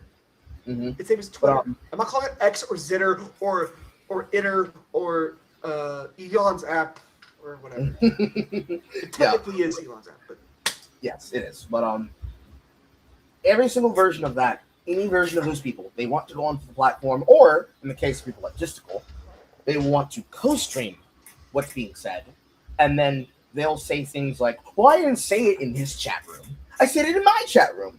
But then they're repeating the words in the stream, they're repeating the words on the camera, they're constantly saying it nonstop. A good example is when the Ethan Klein snarkers that are a part of the Hassanites, the people who are the followers of Hassan, the moderators, the active power users, and the members, especially the offline chat members, when they're saying things about the Giardia that his child was effectively infected with. When George Van Bonata was repeating those words and Denims was watching him, where she's just like, "Oh my god, I can't believe that!" But she's not hiding the chat room. She's allowing the chat room to scroll the comments, and they're constantly talking about how his kids got infected by the shit that's in the floor and the shit that's in their hair and the shit that they're eating. All of that is snarking. And you could say it's like, okay, so who cares? It's just words being said, right? It's like, no, that's just an example of it. That's a simulacrum of the actual asymmetrical communication network and information and disinformation campaign that is working against the person. Because one of our members, as they talked about on the early part of the panel, alongside Jonathan and all the others that were there alongside Bishop, we had a member of ours that's been getting attacked by a troll network of people who are trying to snark him. And it's like, no, it's not just people who are saying crazy things. Because the obvious reaction most people have is like, cyberbullying's not real. Just close your eyes. It's not that important. We live in a time period now where, because we're public figures, a person can pay $50 to $55 for a DMCA takedown to take your information so they can personally fuck with you. And the problem with we are on the internet now. Cyberbullying, like, I'm not sure if you saw that Tyler the Creator post. How to fuck is cyberbullying real? Yep, that's the one I'm referencing. Yep. Like that used to be true. Now you can find now everyone's on the internet. Your entire profile's on the internet. People can find you and dox you within this, and they can fuck with you. Yes, and it's not even the case of where it's like, well, not saying that cyberbullying is as bad as like in real life, but no, it can really fuck with you. Like it can fuck with your money. Mm-hmm. Because the problem is that you can't tell the legitimacy of it. Because all it takes is just one phone call into an HR room, which is where it started.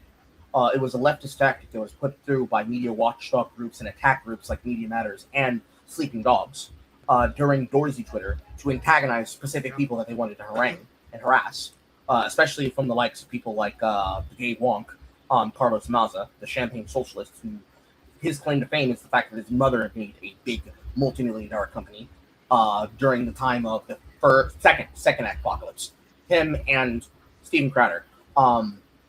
Where that's an entire thing where it's like, oh, that'll never happen to me. No, the way that it looks now is it looks more like Flesh Simulator situation. A bunch of people decide to personally fuck with your life. They lie about you to your family. They lie about you to your partners. They harangue your partners. They harangue your friends. They harangue your social networks. They try to get your job to drop you. Try to get your social connections to drop you. They try to do everything possible to basically act like you are irradiated. And the only way for everybody else to be safe is to basically distance themselves from you. From Step said one. person.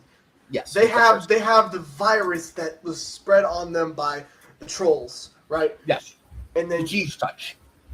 Yep, the cheese touch. For people who remember the Dave Plicky book, Diary of a Kid, the cheese touch. Yep, the cheese touch. You had a cheese. Someone touched the cheese and touched that person. The rotting cheese touch, and then that person touches this person. They have the cheese touch, and you're the social pariah. No one wants to talk to you. No one wants to fuck with you. Right? Like all that shit. That's just step one. Because step two is that now that you're socially isolated, this is where all the damning lies come in. Because who's going to be the social proof to say whether or not what this is happening to you is true or not? Maybe your family. That's it. If your parent isn't a legal expert, if they're not a lawyer, if they're not a law officer, if you are a creator that has not gone down to your local police department and talked to beat cops and say, "Hey, I know lawyers. Creator." I know lawyers. I'm good. Like, you go down to the police office and you probably do the same shit that I've had to do, that other creators had to do, that Wick certainly had to do when it started happening to him.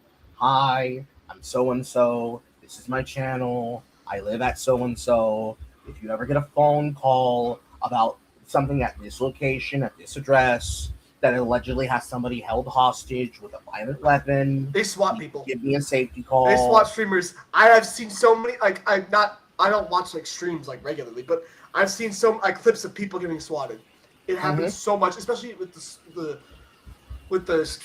whole rising of the streaming culture in the 2020s. Yeah, more people get swatted. It's normal. Like, swatting is fucking normal now. People get swatted. It shouldn't be. First of all, swatting is a federal crime. Yep.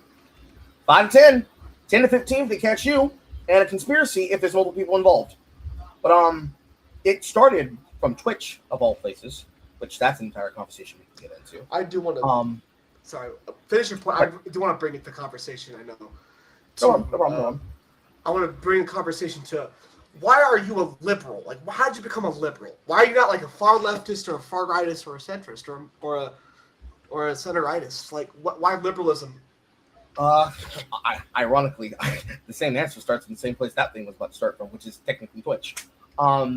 I've said before that I have been a disaffected liberal that feels politically homeless since about, say, 2017, because I want to play video games. I am one of those social people that it's like, listen, bro, we can talk about whatever problem you got going on, but first I'm gonna need you to get on this game, because people. We gotta hop on the game sometime, by the way. We gotta hop on the game. Yeah, that's no problem. That can use up. But I'm one of those social people in the social group amongst the friends that I have, especially people who I've met now IRL in my town through friends like mine, like Aiden Paladin. I got a friend like that. I call my pocket racist for obvious reasons. Pocket racist.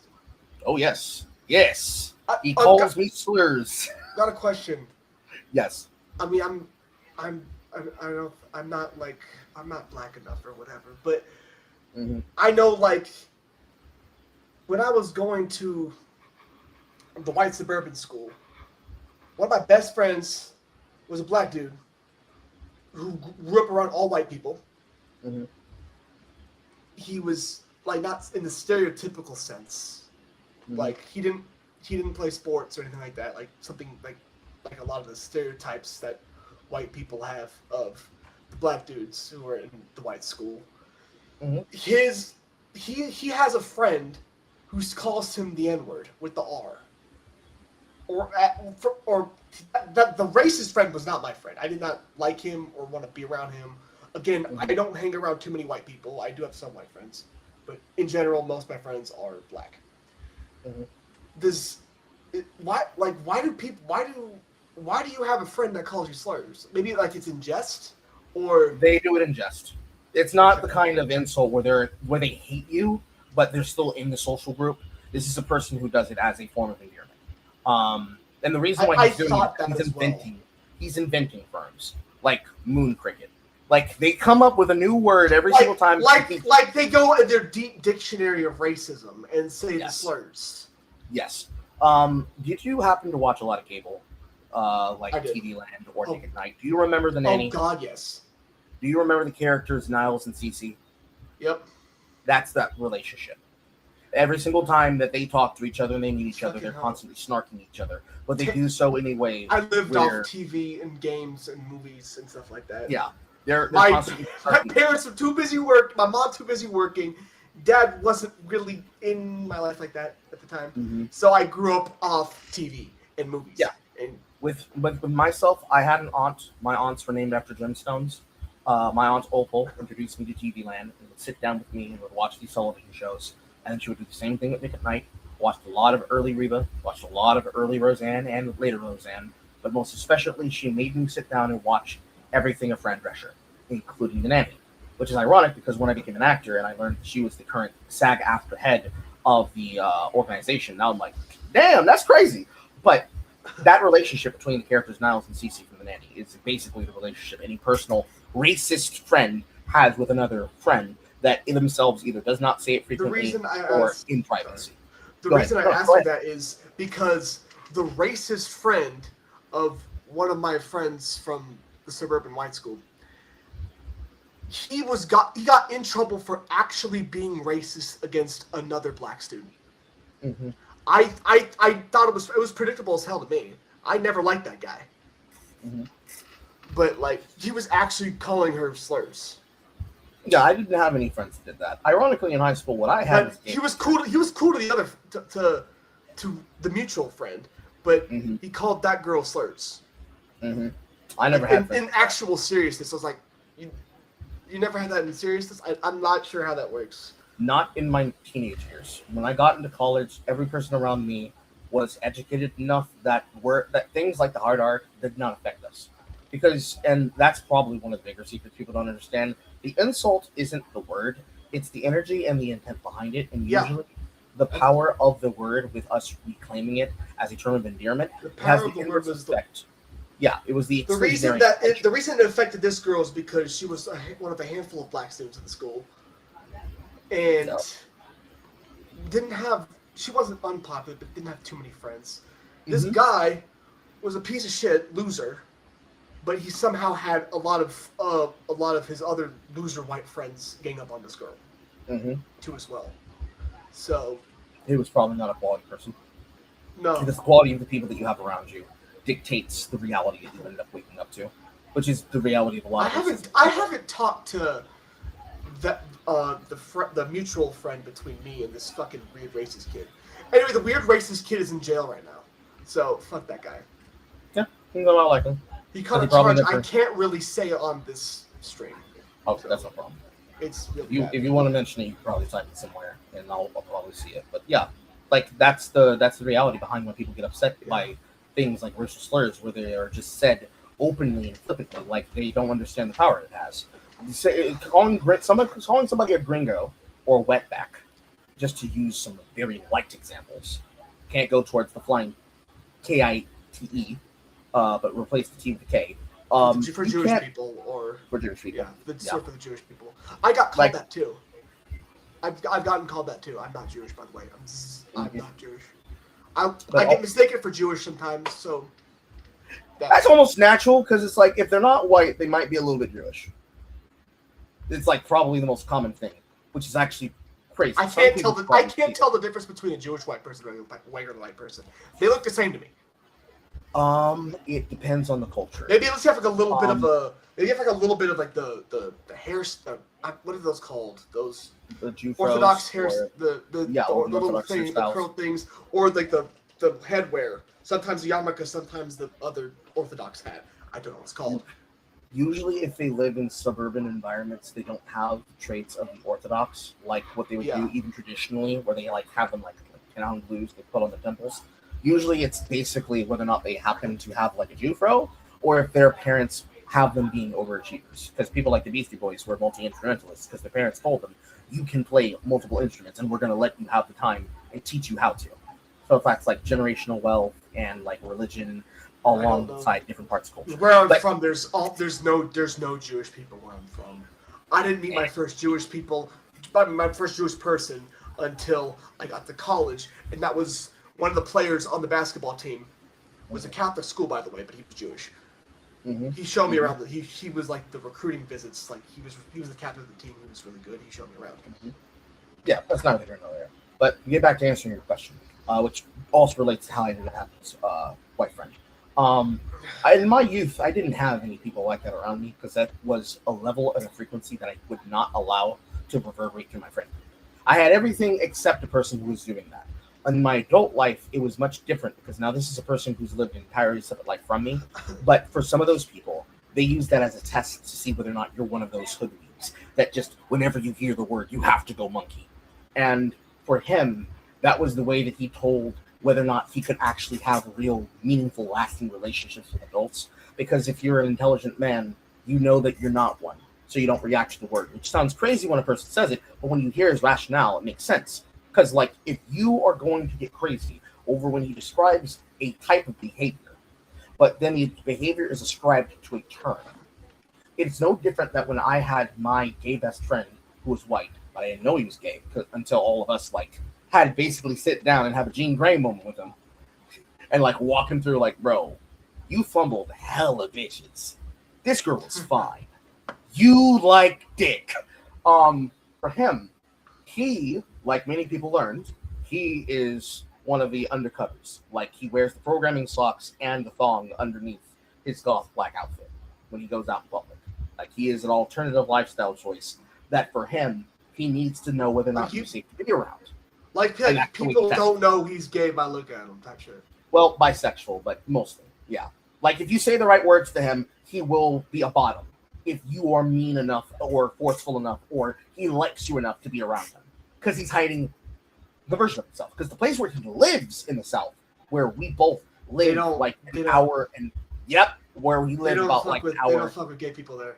Yeah, with an hour 45 minutes within each other. They don't I do have gay friends, but like the people I'm friends with who are of the LGBT community, you know.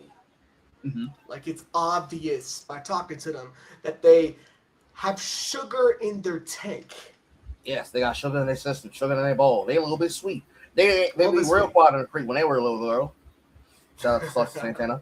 But like for him, it's one part performance and then one part shit test because he wasn't sure if I was one of those blacks. So in learning about me, he didn't know if I was one of the hoodlums, if I was one of those tourists that they claim to be cool with everybody, but then if you say the wrong thing to them, they get upset and it's like, why'd you say that name? Why'd you say that word? I didn't have that reaction. And so he was like, oh, this is somebody that I can actually tell my problems to because he's not going to just go yapping about it to everybody fucking else. It's now become a joke between the two of us where I will introduce him as the bucket racist and he'll be like, Carl, don't say it like that. And it's like, go ahead and just like do this real quick. And he'll show off his thumb and he'll be like, oh, I thought you was one of those other ones. I'm like, no, we don't live that. Bucket racist is also gay. It's like for him, he is one of the examples of don't ask a racist the color of his girlfriend because his ex-wife is Polynesian. She can pick him up. He weighs 150 pounds wet, and she can pick him up on her shoulders and fireman carry and angel and bridal carry him through the threshold of his home. Like he is by no means a threat. He is a respectable citizen, but he's the kind of person that when you have him in the friend group, he's the guy that does the shit test for you because he's going to find out whether or not they are safe enough to be around you in your inner echelon because they trust you well enough because they know that you're not going to bend and fold to things like somebody goading you with what is supposed to be the number one way to rage bait black people, per se. That when they shit test other people to see if they're worthy enough to be around you, that they can now have different conversations about things like the economy. They can have conversations about culture because they know that you are open-minded enough that you don't immediately hear words and you chimp out, which ultimately actually leads into how I ended up becoming liberal. Just let alone being capitalist and then also open to different frames of reference to learn from. Were you ever conservative or far leftist? My family started out as hyper left. Hyper left. I ended up getting my government position because my mother knew a person and they were looking for people who were basically wanting to work with Democrats. This is before they elected Obama the first time, before 2008. I was canvassing on the ground And back then it was like, I'm very young. I didn't want to be in the canvassing building, but I'm already here, so I might as well give my best effort. And I made an impression upon people. The impression was good. So then this opened up thousands of different doors, as it does for people. And back then, at the very minimum, I was of the mindset of, if they're cool with me and I'm cool with them and we're not trying to kill each other, then it's all right. And around here, where I live, there are people who are very conservative with their values, but that doesn't necessarily mean that they are Republican, hard-cut, MAGA right-wing. If anything, they are concerned socially, and they will then implement concepts progressively, as long as they still suit the basis of the community. So they'll start at the neighborhood level, then they'll go to the school and the city and the state level, and then go outwards to the federal. For all of those problems, and it's funny because it's one of the core memories for what people who were in my audience at the time during COVID remember. I was working inside things like machining lab factories, running CNC operated, numerically controlled weld lines and cutting lines. And in one part of the building, you got African American men, actual hard R's, but just normal black guys, cutting the LX line for the knuckle bump that goes into a transport van. And then here I am, busting the groove, acting like Carlton in front of two different machines on the line. And I got a lesbian that is a chapstick lesbian that works the tool room, the most racist engineer that works a machining line you could have ever met, big, heavy-set black woman teaching alongside the very small, linear, short Latina that's working as the head of said line. And it all functions and works together, because even if they all have politically a different worldview, at the end of the day, we're all the scum of the earth. So for them, it's very easy to get along. And in the colleges, even if they happen to have different views, they're intelligent enough that they can extrapolate and communicate those views. But at the most part, inside of the student life group that was created by my sister, because I was a legacy in that student life group, it was pretty much... Did you go to a PWI? I went to a state school. So, yeah. I'm sorry, I wasn't for what the PWI was. But I went to a state school. I see. So not a HBCU. Well, I didn't go into HBCU. I could have gone. I wanted to go to an HBCU, but I got a scholarship to a PWI, so I went there. A small liberal arts college. It had a decent black population, but it was still a predominantly white school. I had a choice where I could have gone to Tuskegee University, but I chose to instead do my generals in Troy University online before I then transferred into the state school in the town in which I live.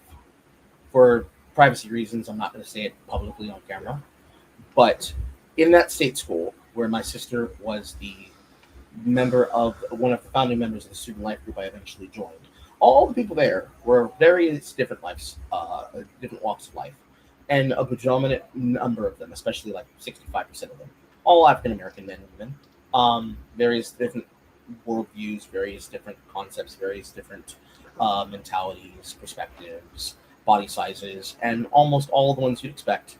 The girls running the anime room, the guys were running most of the gaming, and of the white people who were there in the room that were doing the gaming as well, they were the kind of people that could interchangeably use laughable forms of slurs as not pejoratives, but as inclusionary terms to make things light and friendly so that everybody would at least be able to sit down and play a game and play a match and be engaged with things.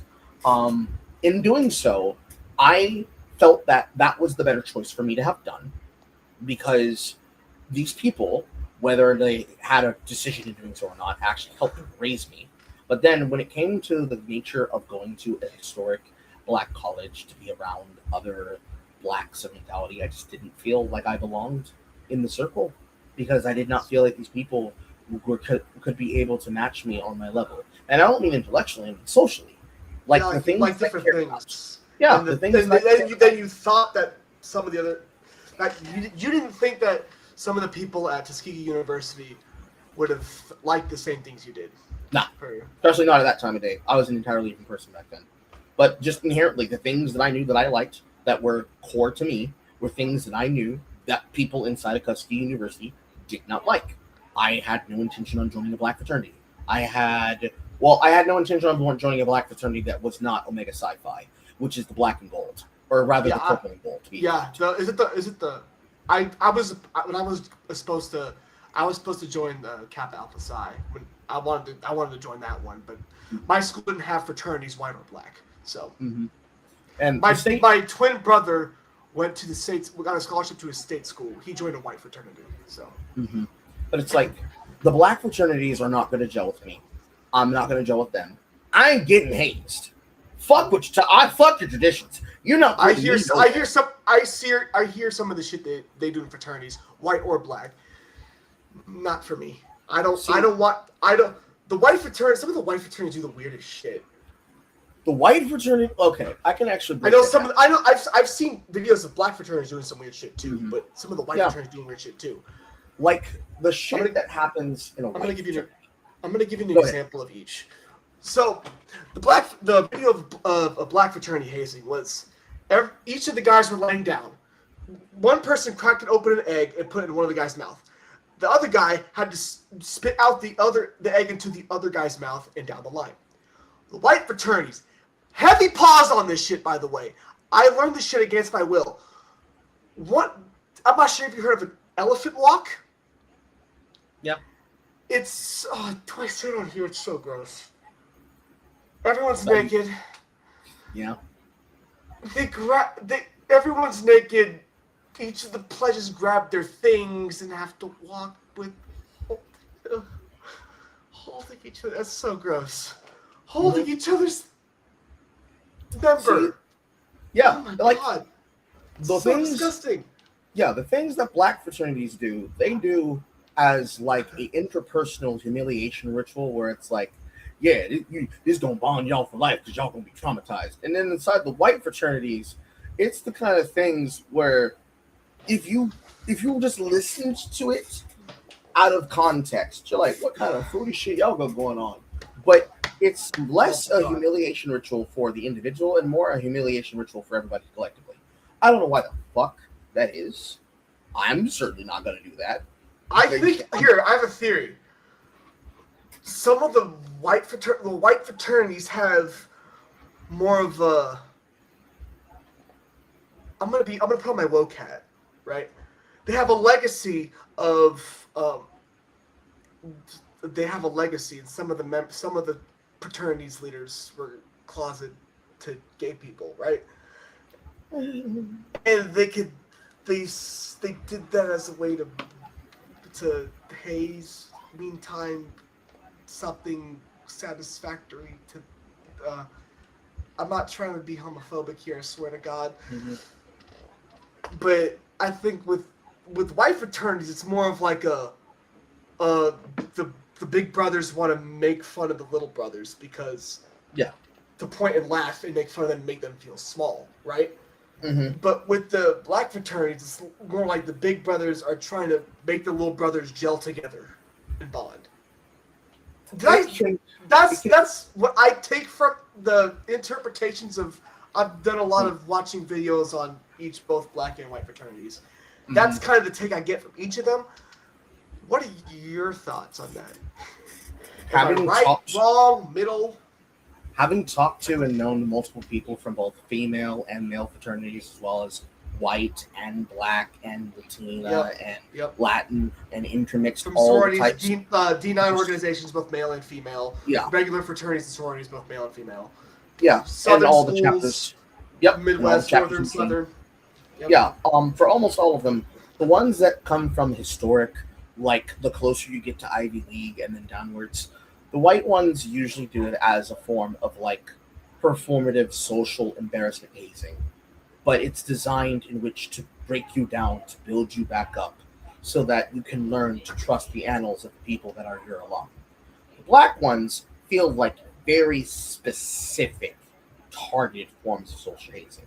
Sometimes they're supposed to standardize it. So the same hazing ritual that happens all the time is supposed to happen. I remember the Alpha Kappa Alpha one, which people know because it's been dramatized thousands of times.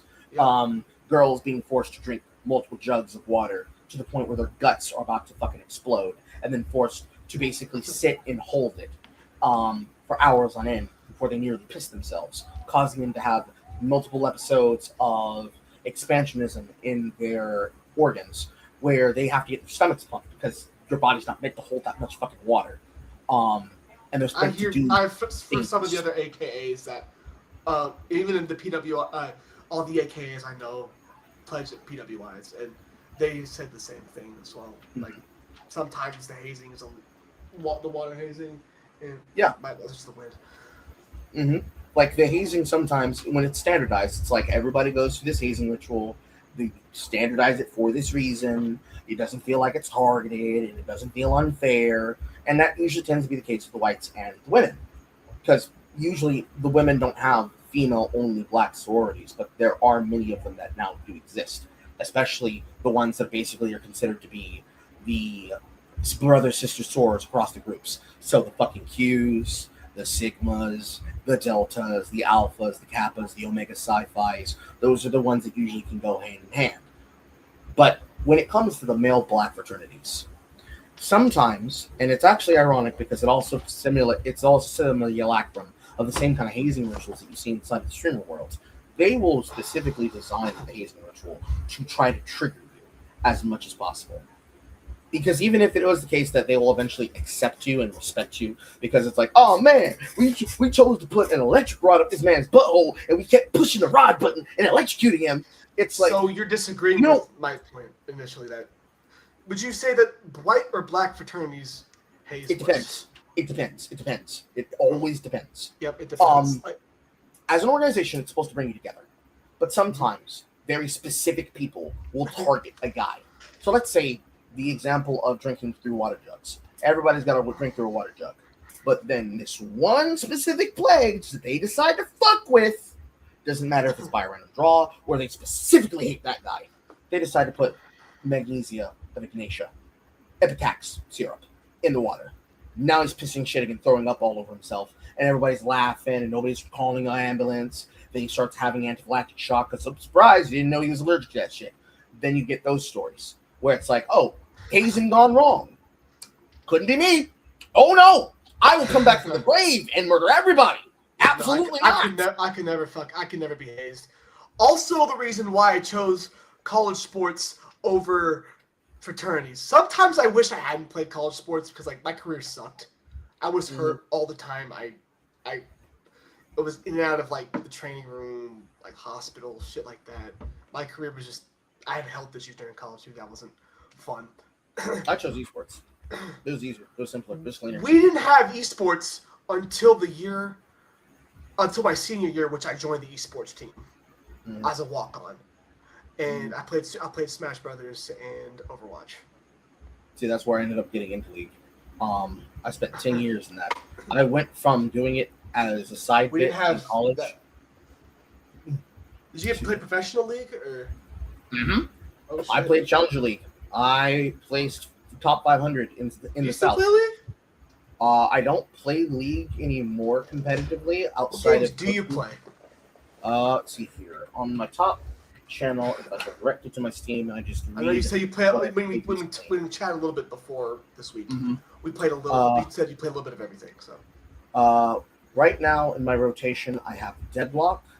I have Eternal Return. I used to have Smite and Smite 2. That's an entire conversation itself. I obtain and I maintain a trainer account I never played in Masters and Grandmasters for League, but I only will coach on request because I have dealt with people who they decide to waste my time. They try to grief my stream and try to invite me into custom 5-on-5 customs to try and waste my time because they get upset that they get beaten on one of their accounts, so they try to lure me into a room full of people, and so then they want to bring up their stats because you're good. I mean, it's in some cases for the one that recently happened within like the last 6 to 9 months, I beat them live on camera, and I did not have my chat room in a state where they could. I also played Apex Esports too. Apex Legends. I played that too. Esports. I was the reserve on Apex Legends though. I wasn't part of the team. Yeah, but they tried to invade my chat room. I did not have the chat settings on to allow them to, so they put together a 2-week operation to try and grief me in a random 5-on-5 customs on camera. When I figured out that's what their plan was, the moment that I won 2 of the matches and switched from jungle to top lane, to put their player in ISO, and I destroyed this person's mentality to the point that they wanted to rage quit, and they tried to send their anchor in to fight me on season 10 or 9, season 9, 10, 11, Camille. And I destroyed her with a Lowy, and I'm like, so let's talk about a loss there. Suddenly, what was just he and ha ha turned into, man, anybody trying to lecture them about work. It's like, no, you're not going to waste my fucking time. My time and my money is expensive. And then there's been other shit too, on and off. There's been things like, say, there have been things like Arcaren, games like that like come up soon-ish. There have been leagues of like pick up and drop down competitive games of the Apex Legends that I played on console. Didn't really necessarily enjoy it that much, especially when the hackers started taking it over a lot. The hackers took over. I quit. So fuck that. I do. Sorry, a little bit of Fortnite here and there, but most definitely when I tried to play the finals. Finals is where I was very sick and tired of what eventually became now the 3-on-3 stay of like the PvP-like experiences inside of things like Arc Raiders and Marathon. Which I did play Arc Raiders. I like Arc Raiders. It's fun. It's like I like it. For those games back then, it's like a particular simulacrum of game that it's like an arcade shooter, but not quite. Like it's approaching as quickly as you could a version of a game that's ball and gun adjacent, but it's not. Fortnite is probably a better example because at the time in my generation, it was PUBG and things like that. PUBG became before Fortnite. I remember Fortnite hit my high school like crack. Fortnite hit kids my age like crack cocaine. Yeah. In 2017, 2018, my senior year of high school, that it hit, it came out in 2017 and immediately spread like wildfire. And everyone played it. If you didn't play it, you're on the out. See, normally the people who would play those type of games would not. Those type of games would never sniff a ball and gun gamer. Not until Fortnite, and then everyone. It was the separation and difference between Save the World and Battle Royale. Once Fortnite Battle Royale became constant and that started getting kids along, and effectively that's when Ninja made his bones in the first 4 years of the game's existence. Yeah, he became he was the Fortnite guy, and that's Mr. Floss during New Year's, and nobody wanted to dance with him. That's when that era of it really started. Because in that time, that's when I made my bones in League. That's when I made my bones in Smite, because Smite was made in my state of Georgia. It's also where I made my bones in things like Path of Exile, back when the game started. I was never good enough to play pro gaming in any game. I was never good enough to play any game. And it's also my brother and I, my twin brother, he's really good at Smash Bros. Like that's his game. That's the one he is the best at. He got smoked in a tournament. I played a Smash Bros. Tournament. I got smoked. But I guess, like in general, like I do want to talk with you further about games because I do want to play games with you because I need more people to fucking play with. I play Rivals, Overwatch. If you have any ideas I play Arc Raiders too. If you have any ideas for more games, I might be able to pick one up. Might pick up League again, who knows? But you might definitely want to check out Eternal Return in that case, because if you're looking for something that is League-like and League adjacent, but does not have any of the toxicity and has a very tight 15-minute limit, that is the game for you. That's the game for anybody who's, especially if they're FGC adjacent. What's the game? But Eternal Return. Eternal Return. All right. Yep. But okay, I might have to check it out. All of those titles during that period is where I made my my esports bones. Because I started out as a collegiate scene player, then I transitioned into professional challenger league once I got good enough to be in those echelons. My college had esports at the time. I got picked up to be a solo laner in Smite 1. I then chose to transition to the support staff because being a part of the support staff gave me access to the resources that I wanted to be able to compete at the level that I needed to. And it also gave me the background to be able to actually properly teach people. It's also where I learned very clearly to my character that the way that I am in games is not always reflective of the way that I am in life, because the way that I am in life, I try to be very devil-may-care. But the way that I am professionally, when my name is on the line and my reputation is on the line, it's a night and day difference.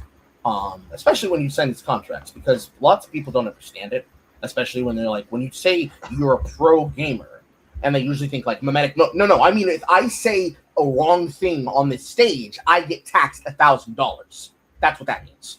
Like, I know, like, pro gaming contracts vary, and it's very strict on what you can say on stage, what you can't say on stage, because gaming has this, excuse me, sort of stigma to it, negative stigma to it, and the professional leagues want to be taken more seriously in sports.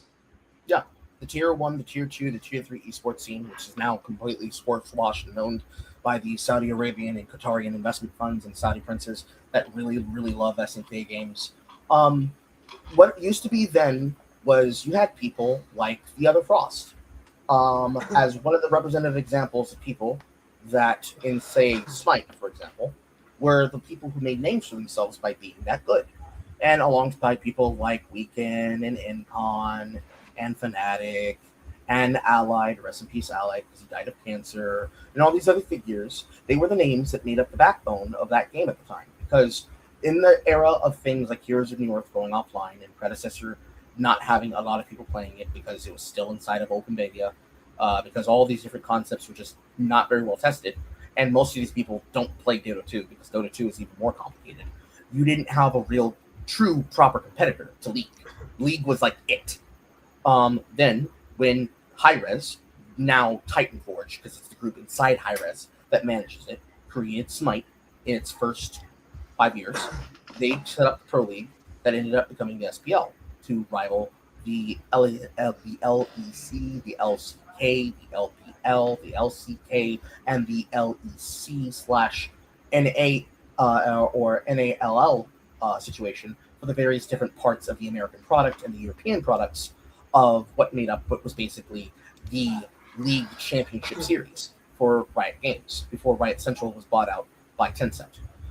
And in that time period, that's where people like BM Brandon Nance, who his compatriot and his simulacrum to League would be David Turley, Riot Freak.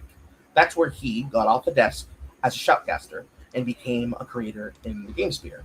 And he was the number one reason why multiple people like Smitten and the other Frost ended up going into esports journalism, because he made so many people stop playing the game because he was destroying careers behind the scene. And that's one of the reasons why I ended up going to the support position, because he could not have an effect of a member of the support staff, because the support staff's contract is longer than the players. You get a guaranteed contract that's longer for at least 5 years minimum compared to being a player, where you have the chance of being relegated if you cannot perform in your position. It was more money, and I wanted to have the ability to touch hands and shake hands with people who were better than me and who were as good as me to become as good that I could be, to then give that support and that advice to my players. So in the leagues where you're dealing with people like Hello, it's Slide Troll, and Barracuda on teams like that now perform in whatever is left over of the SPL, those people continue to perform and will continue to play inside of things like Smite 2, because they eventually also made Smite 2. Because Smite 1 at this point was like, 10, 11, 12 years old. It needed to be remade. They wanted to I never use played Smite all 2. new. I played Smite 1 sporadically. It's still technically in playtest, but like the game itself is so dead that now the people that would be playing Smite 2, with the exception of Final K, who decided to go back and play with Haddix and the rest of them, they have now all switched to Deadlocked, because it's a dead community. Like, people were held together by their mutual hatred of Juice DM and Team Juice and Brandon Nance, because he was an effervescent toxic troll. He talked like he knew what he was doing. He was dog shit at the game. He only ever played customs because every time he played on live, he'd get griefed and trolled. And he would tell you that you're not allowed to play the top number one best characters. You had to play ranked third and below. And if you played it, you got banned from the customs, and thus you were persona non grata from any event, because he had the ends with the company still. And he, just like people like David Turley, could, you griefed in my matches, I'm going to look you up online and I'm going to ban you. And at the time, this was when Riot Games still had the original forums. The PBM, Player Behavior Modification forums, and Player Behavior Moderation forums, excuse me. And they still had their own website before they just bought the subreddit on Reddit directly so they could control it. Having people like that be able to just basically erase your favorite creator. Oh, they don't get to be in a tournament because they pissed off Brandon. Oh, they don't get to play this particular event because they pissed off Brandon. People got sick of the shit. And he didn't have the ability to play with the echelons of big boys because he wasn't playing ranked. He knew what was being played in rank, but he couldn't perform. So that's why if you were to look up, and if anybody was to look up any of these examples, you put in Smite, Brandon, Nance, Troll, you'll find various examples of multiple events, especially professional on-camera events, where it was open season on him, because that's how disrespectful he was. To compromise that for some people, that's like 2014 era Tyler 1, Tarzan, Hashinshin. Names that if you played top lane and or jungle or under a bot, you know those were some toxic people in that era. Some of them now permanently banned. Hashinshin because he wanted to diddle on kids. Cookie Law because he wanted to diddle on kids. Tarzan because the man's that toxic. Like, things that, when you compare them earlier to what we were talking about with Marvel Rivals, that's preschool shit. These guys are doxing each other outside the game and talking shit inside TikTok. But at that time, that's the kind of thing where it's like, oh, you're a smaller streamer, you want to make a name for yourself? Well, Brandon Ant says you don't get to. And it only stopped when the creator of The Other Frost, Frost Riviera is what he now goes by, basically chose to just prove how you could become better than him and started making a public example of him on content. I'm going to take the conversation to a brief detour. But everyone we joined LAN. That's how we met. We met on a Whick panel, but we joined LAN. What was your political? I know you said your family was far left, and now you guys are now you're like a liberal. Mm-hmm. Was that just your political journey from far left to liberalism, or? I was never inherently far left, but people around me were just basically giving me opinions, and I was looking for a countervailing opinion that could prove that I was not crazy. Like, this is not the only representation that exists. It cannot be crazy MAGA and hard left. Well, MAGA at the time wouldn't even exist in that time. But, the example, the Tea Party. It was the Tea Party. It was the Tea Party versus Occupy Democrats during the era of the dirtbag leftists. El Chapo Trap House and people like Hugo and Jake, now Hannah and Jake, because Hugo transitioned, #deadname, and all these other people and figures that just basically don't exist now because their content can't exist on YouTube. People like Baked Alaska and whatnot. It cannot just be crazy people like Nick Fuentes and then these guys, and there's nothing in between, and the extremes are just basically what you expect to be there. There has to be something outside. Pick a side. Stay with it. Deal with it. Yeah, there has to be something outside the DLive alternatives, which is what I was saying earlier. The thing that really brought it towards me was Twitch, because I was watching the Skeptics. And by watching the Skeptics, I arrived at a position where it's just like, if I'm not going to be progressive on certain things and conservative on certain things, I'm just going to be apolitical. Politics does not play into how I choose to make decisions. I have opinions, but like McDry Bread, I'm not going to tell you those opinions unless you ask me. I'm going to talk a little bit about myself and my political journey. Again, I grew up around differing opinions. My mom was a liberal. My dad's a tanky. He still thinks that Russia's in the right in the war, and Ukraine is evil and full of Nazis and must be destroyed. That's his actual opinion. I talk to him still to this day. My mom's a regular liberal, Hillary Clinton type liberal, right? And I have half siblings, step siblings from both sides, but my one full biological sibling, my twin brother, he's a leftist. Self-identified Marxist. I used to be far left, but then I became center-rightish in a way. Mm-hmm. I was what some people would call a hotep. That was my political beliefs, which is funny looking at me now, but because the regular alt-right pipeline was never a thing for me. Again, kid with all different multiracial kid, grew up in a predominantly black area. I went to school with a lot of white kids who fell down that trap during the time at the white school. Mm-hmm. I never fell for that for a variety of reasons, but I became a hotep Dr. Umar Johnson and Tariq Nasheed were my two favorite content creators during my teenage years. It's embarrassing to say now. But yeah, Dr. Umar and Tariq Nasheed were my guys I listened to every day. And now I'm kind of on the liberal side because I just think people deserve rights.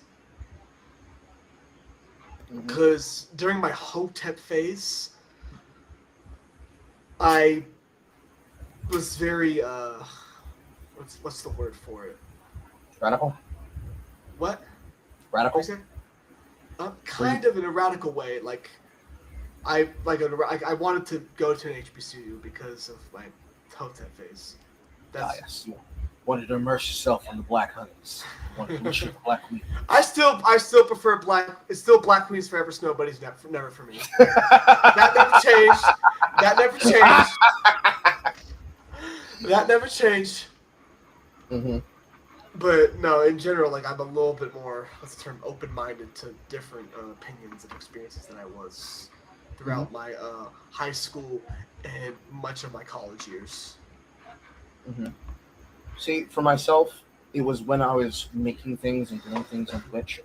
One of the things that became very obvious is that whatever particular political battlegrounds existed at the time, the people that were a part of what could be described as the dissident right that was forming up, so like the people who got arrested at January 6th because they were trying to go there to be edgy shitlords during the Capitol riots, and then were like trying to tour on the inside. People like Baked Alaska, for example, and also Nick Prentice, they don't play video games. They talk endlessly about things that do not matter, and I was there to play video games with people. They couldn't even pick up a friend swap game to save their life to convince people to do it. And that was during the time in which it started becoming the bee's knees to play Among Us, especially during COVID. They did not at all play video games. People who didn't play games played that game. Yeah. And then it was on your phone, you have to buy a console. Yeah. And then at the same time, on this other side of the other sphere of things, the left had already politically subsumed and captured a lot of the gaming space. It doesn't matter what version the political capture came from. If you were truly a hoodweeb, that was like before the hoodweebs. So you were a transitory weeaboo. You were too scared to come out of the weeaboo closet, per se. You, like me, have a Prince Yuki doll from Fruit Basket hanging underneath my Taco Bell poster from the nerdcore era of artists like Mega Ran and Uncle Yo and the Amazing Adventures of Dwayne and Brando and the Megas and the Proto Men. Those were the rock groups, mind you. You, like me, were one of those people there with all this paraphernalia that I accrued over time from my gaming years, especially during the time when Overwatch was good. You were one of those people that watched the left subsume your favorite game. Period. Didn't matter what it was. If you were a territorial preferential weeb, you watched them take over the cozy games. If you were a ball and gun gamer, you watched them subsume the entirety of Twitch, starting from LSF. We could probably have an entire conversation with Stale 2000 about that. That's a conversation for another day. Yeah, but like we're about to wind down here, so yeah. So you saw it happen over time, and what happened for me is that these people won't talk about their views because they're scared to say them publicly. Because if they say the wrong thing publicly outside the wrong social group, they won't be able to build their careers on Twitch. And that was the thing that I wouldn't say radicalized me, but definitely opened my eyes to the fact that I'm not safe where I'm currently standing. Because one side wants me to say the line, Carl. They want me to be a minstrel with an effect. And then the other side want me to be a puppet that listens to the Longhouse. There's a debate that I was on December 6th. Yeah, there was a debate that I was on December 6th where I was facing one of those examples that basically happened on Twitch. His name is irrelevant. And while my performance in that debate was not necessarily up to the snuff that I needed it to be, every single one of the points that I made since then have come true within the last 3 fiscal quarters this year. I think we're in like fiscal quarter 3, about to go into 3. I know because I'm in sales, and I need to know what fiscal quarter I'm in. About to go into fiscal quarter 4, and during the first quarter of this year, everything that I said from January last year has come to pass, especially if you're paying attention to Marathon. Holy shit, what a poop sock out of Sony, especially before they even announced them dropping physical purchases. What a horrible poop sock that is. And it's like, 200 million in the hole. Things like that. I could never be on a side like that because they don't like money. Screw the games. Screw the customer base. They don't like money. I'm trying to get paid. My goal with this content shit, I'm trying to get into actual sort of like newish journalism, but I'm also doing video essays as well. But I'm trying to get paid full time from this. This is my goal, is to get paid full time for content. And the left, the far left, the champagne socialists, if you will, want to act like money's a bad thing except for when they have it. Like, if they don't let people up and come, really. No, they are constantly protecting the doors, and that's why. But the Hassan Pikers and the those Kyle Kalinskis. Yes. Those guys. Like, again, I don't fucking know these people. This is not personal. If you're ever seeing this, this is not fucking personal. I don't fucking know you people. This goes for everyone. I don't know. That's the wind is at my door again. But yeah. Anyway. Go ahead. My issue is, I'm trying to get paid from this shit. I'm not trying to be in drama. I don't want to be in streamer beef, streamer drama, or anything that I don't have to be in. Mm-hmm. I'm trying to get paid and do good, which is why I joined the LAN for Carl's viewers. Mm-hmm. I joined the LAN because I want to make a difference with my content and have this as a job and get paid from it and spread good and kindness and rainbows and sunshine across the planet. Mm-hmm. It's very similar to the answer that I had given when I spoke about the reason why I joined on the LAN. One of the reasons is effectively I grew into this position where my audience can trust what I think. They trust what I understand and know because I haven't changed. I have grown into what started as my account from when I was in high school, and I didn't delete my old work. It's still there if people wanted to see it, but I've been evolving, moving ever forward, trying to go to new places, reach new heights, meet new people. And it got to a point where simply having witnessed all these things, they don't necessarily need another dude bro trying to do shit. They don't need a minstrel. They don't need a jester. They don't need somebody co-signing things. But what they definitely need is they need an artist. They need a person who remembers how things were and also knows how things are so that they can be informed about how to best make moves and make space. Make space, hold space, keep space, and build space so that you can continue moving a project like this forward. And doing so without trying to gatekeep and doorstop the connections, which is why I mentioned that word earlier. Because that's definitely the place where it started from. And it started for Twitch. Twitch has been completely overtaken by these figures. And they do so because if you don't have the right politics, they will not promote you. So the only way that you can actually be able to grow is by actually being solid in what you do. But now, with the websites broken entirely, even if it was the case that you wanted to go up the way that you want to go up, before it would have been the case you would have had to do drama. But if you're a part of an action network, you can be the guy that's like, no, I'm going to talk about the hard things. I'm going to talk about hard politics, or I'm going to investigate the connections. I'm going to report the things. I'm going to investigate the things. I'm going to add them to the public consortium that we have inside of our networks and our tools that let us know about good figures, actors in general, and bad actors. That's something a person can focus on. Because if you have a librarian type whose entire job is to know that library in and out, and they knew the Dewey Decimal System of all the bad actors in the movement, you can have that at the same time you have the guy that organizes all the people to play the game together to get a feel for whether or not a person will be a good fit for the social group, let alone for the organization. Like, those two things can coexist at the same time, and more. Because if you don't build it, it will never happen. And every other type of thing that has happened before, it's much like how Wicked said. All the things that I would have wanted, I lose. I lose automatically. Because none of the people support the things that I support. And I can't build it myself. Because you need to have liquidity to do that. You need actual money. I want to. You said something earlier. One side wants you as a minstrel, the other one wants to do as a puppet, right? Mm-hmm. I have something that I think is true. I want you to know if you think this as well. Each side wants black person, their token black person, to stay in their role. Right? They want to play a role, act, right? The Brandon Tatums of the right wing versus who's that guy on the far left? What's his name? I can't remember his name. Dean Withers. What's the other guy's name? Fuck, I don't know. No, not Brandon Herrera. Oh wait, I mean, I'll give you another Barry example. Swan? I'll give you another example. Some people, white people, like FD Signifier as well. Yes. Because you flipped it off. You flipped off the camera. Oh, see did I? you. No, that was me by the nail. I'm sorry. Oh. That was my ring finger. What are your thoughts on I know. What are your thoughts on Brandon Tatum versus FD Signifier on each of those guys? Do you not like either one of those guys? Because I know when you were on the panel of the land, you kind of threw shots at FD or thought. Oh yeah, I'll throw shots at him all day long. Yes, he is exactly the kind of person that will sell out black people as long as he gets back, because it's what he's technically done.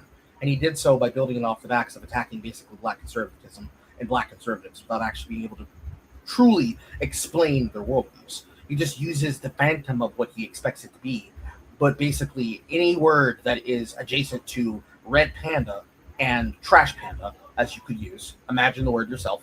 But the other guy, it's a little bit of both, but it's also dependent on what exactly they're doing.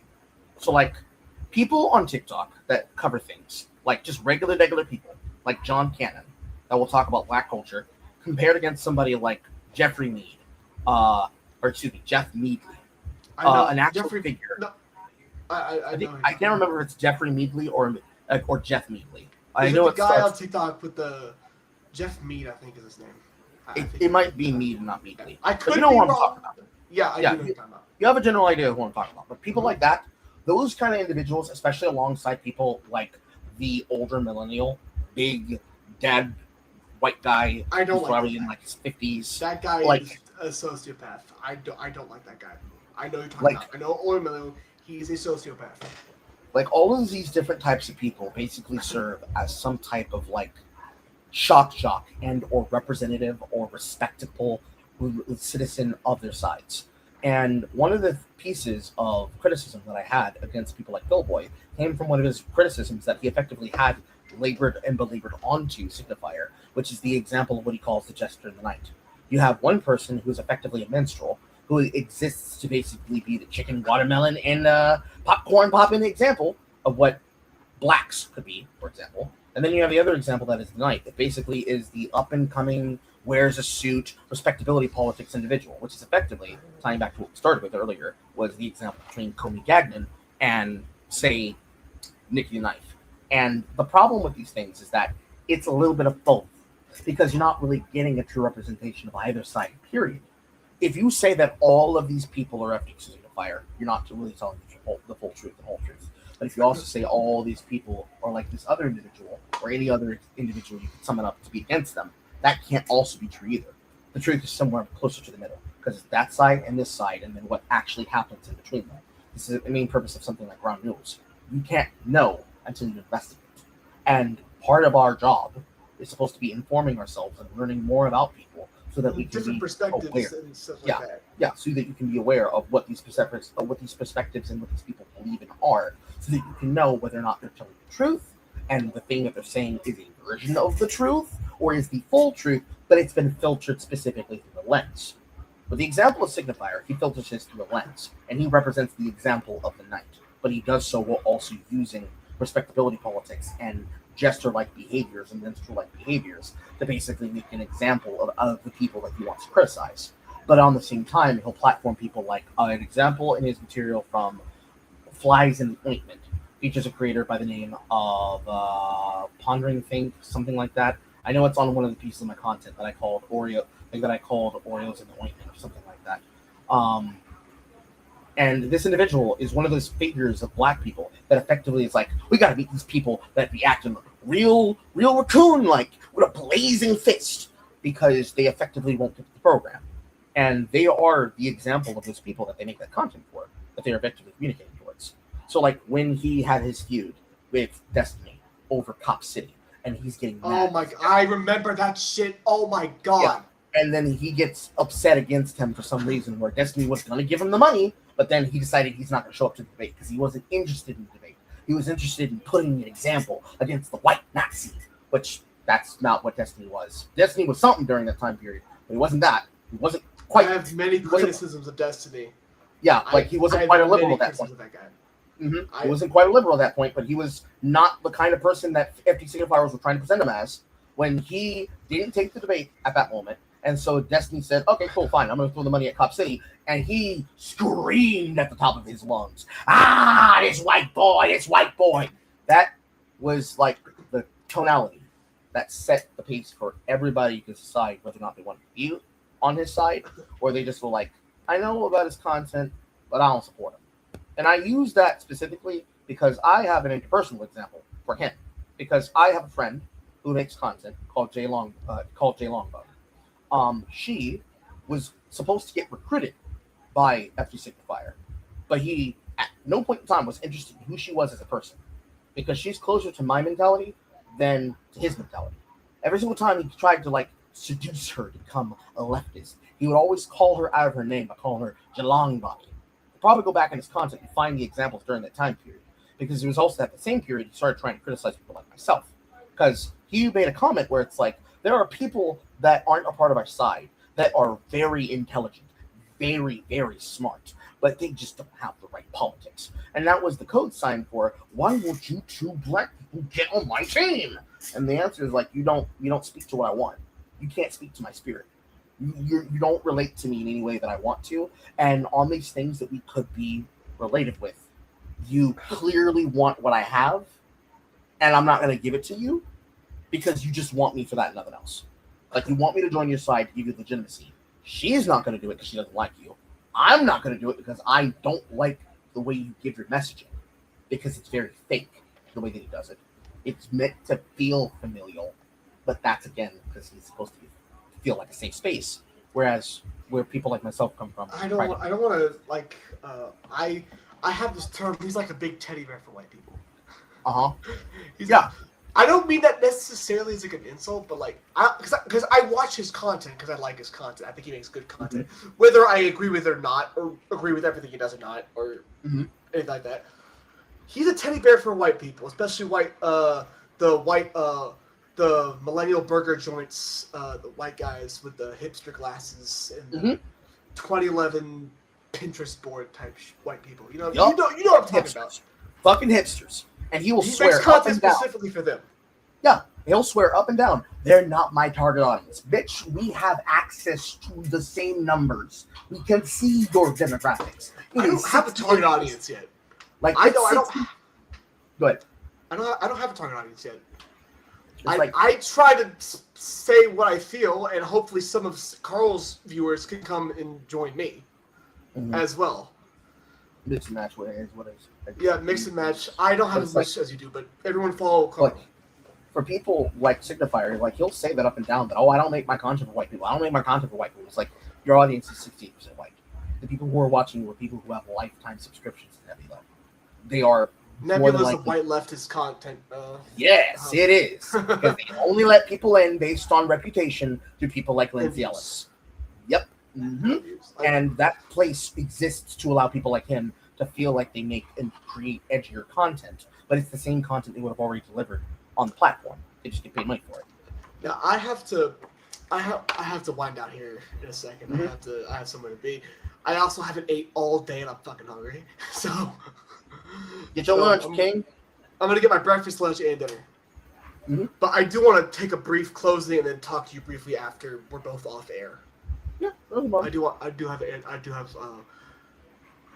So, closing sort. Pretty Boy GMD, Get Money Dre, also at Pretty Boy GMD on YouTube, Twitter, X, Twitch. I think I have a Kick account. If not, I'm gonna make one. Make sure to follow me. I do video essays, political interviews, and hopefully doing some more stuff like this. Hopefully I can collaborate with Carl on some more content. You know, we had a pretty good LAN party tonight, so. Everybody can find me at SinglePlayerCarl on all platforms. Caramel Cage on Twitter. All right. So I appreciate everybody on Carl's side and my side for tuning in. Carl, I want to ask you some off-stream questions. Yeah. Or talk to you a little bit off-stream for like 5 or 10 minutes. Yeah. Just no problem. All right. And I'm going to end stream right now. Appreciate you tuning in. Appreciate everyone who viewed. Love y'all. I'll see y'all tomorrow. I will stream tomorrow, and I will interview another guest from the land party. So, Goodbye, streams. We'll see you all my later. streams, I will stream you live.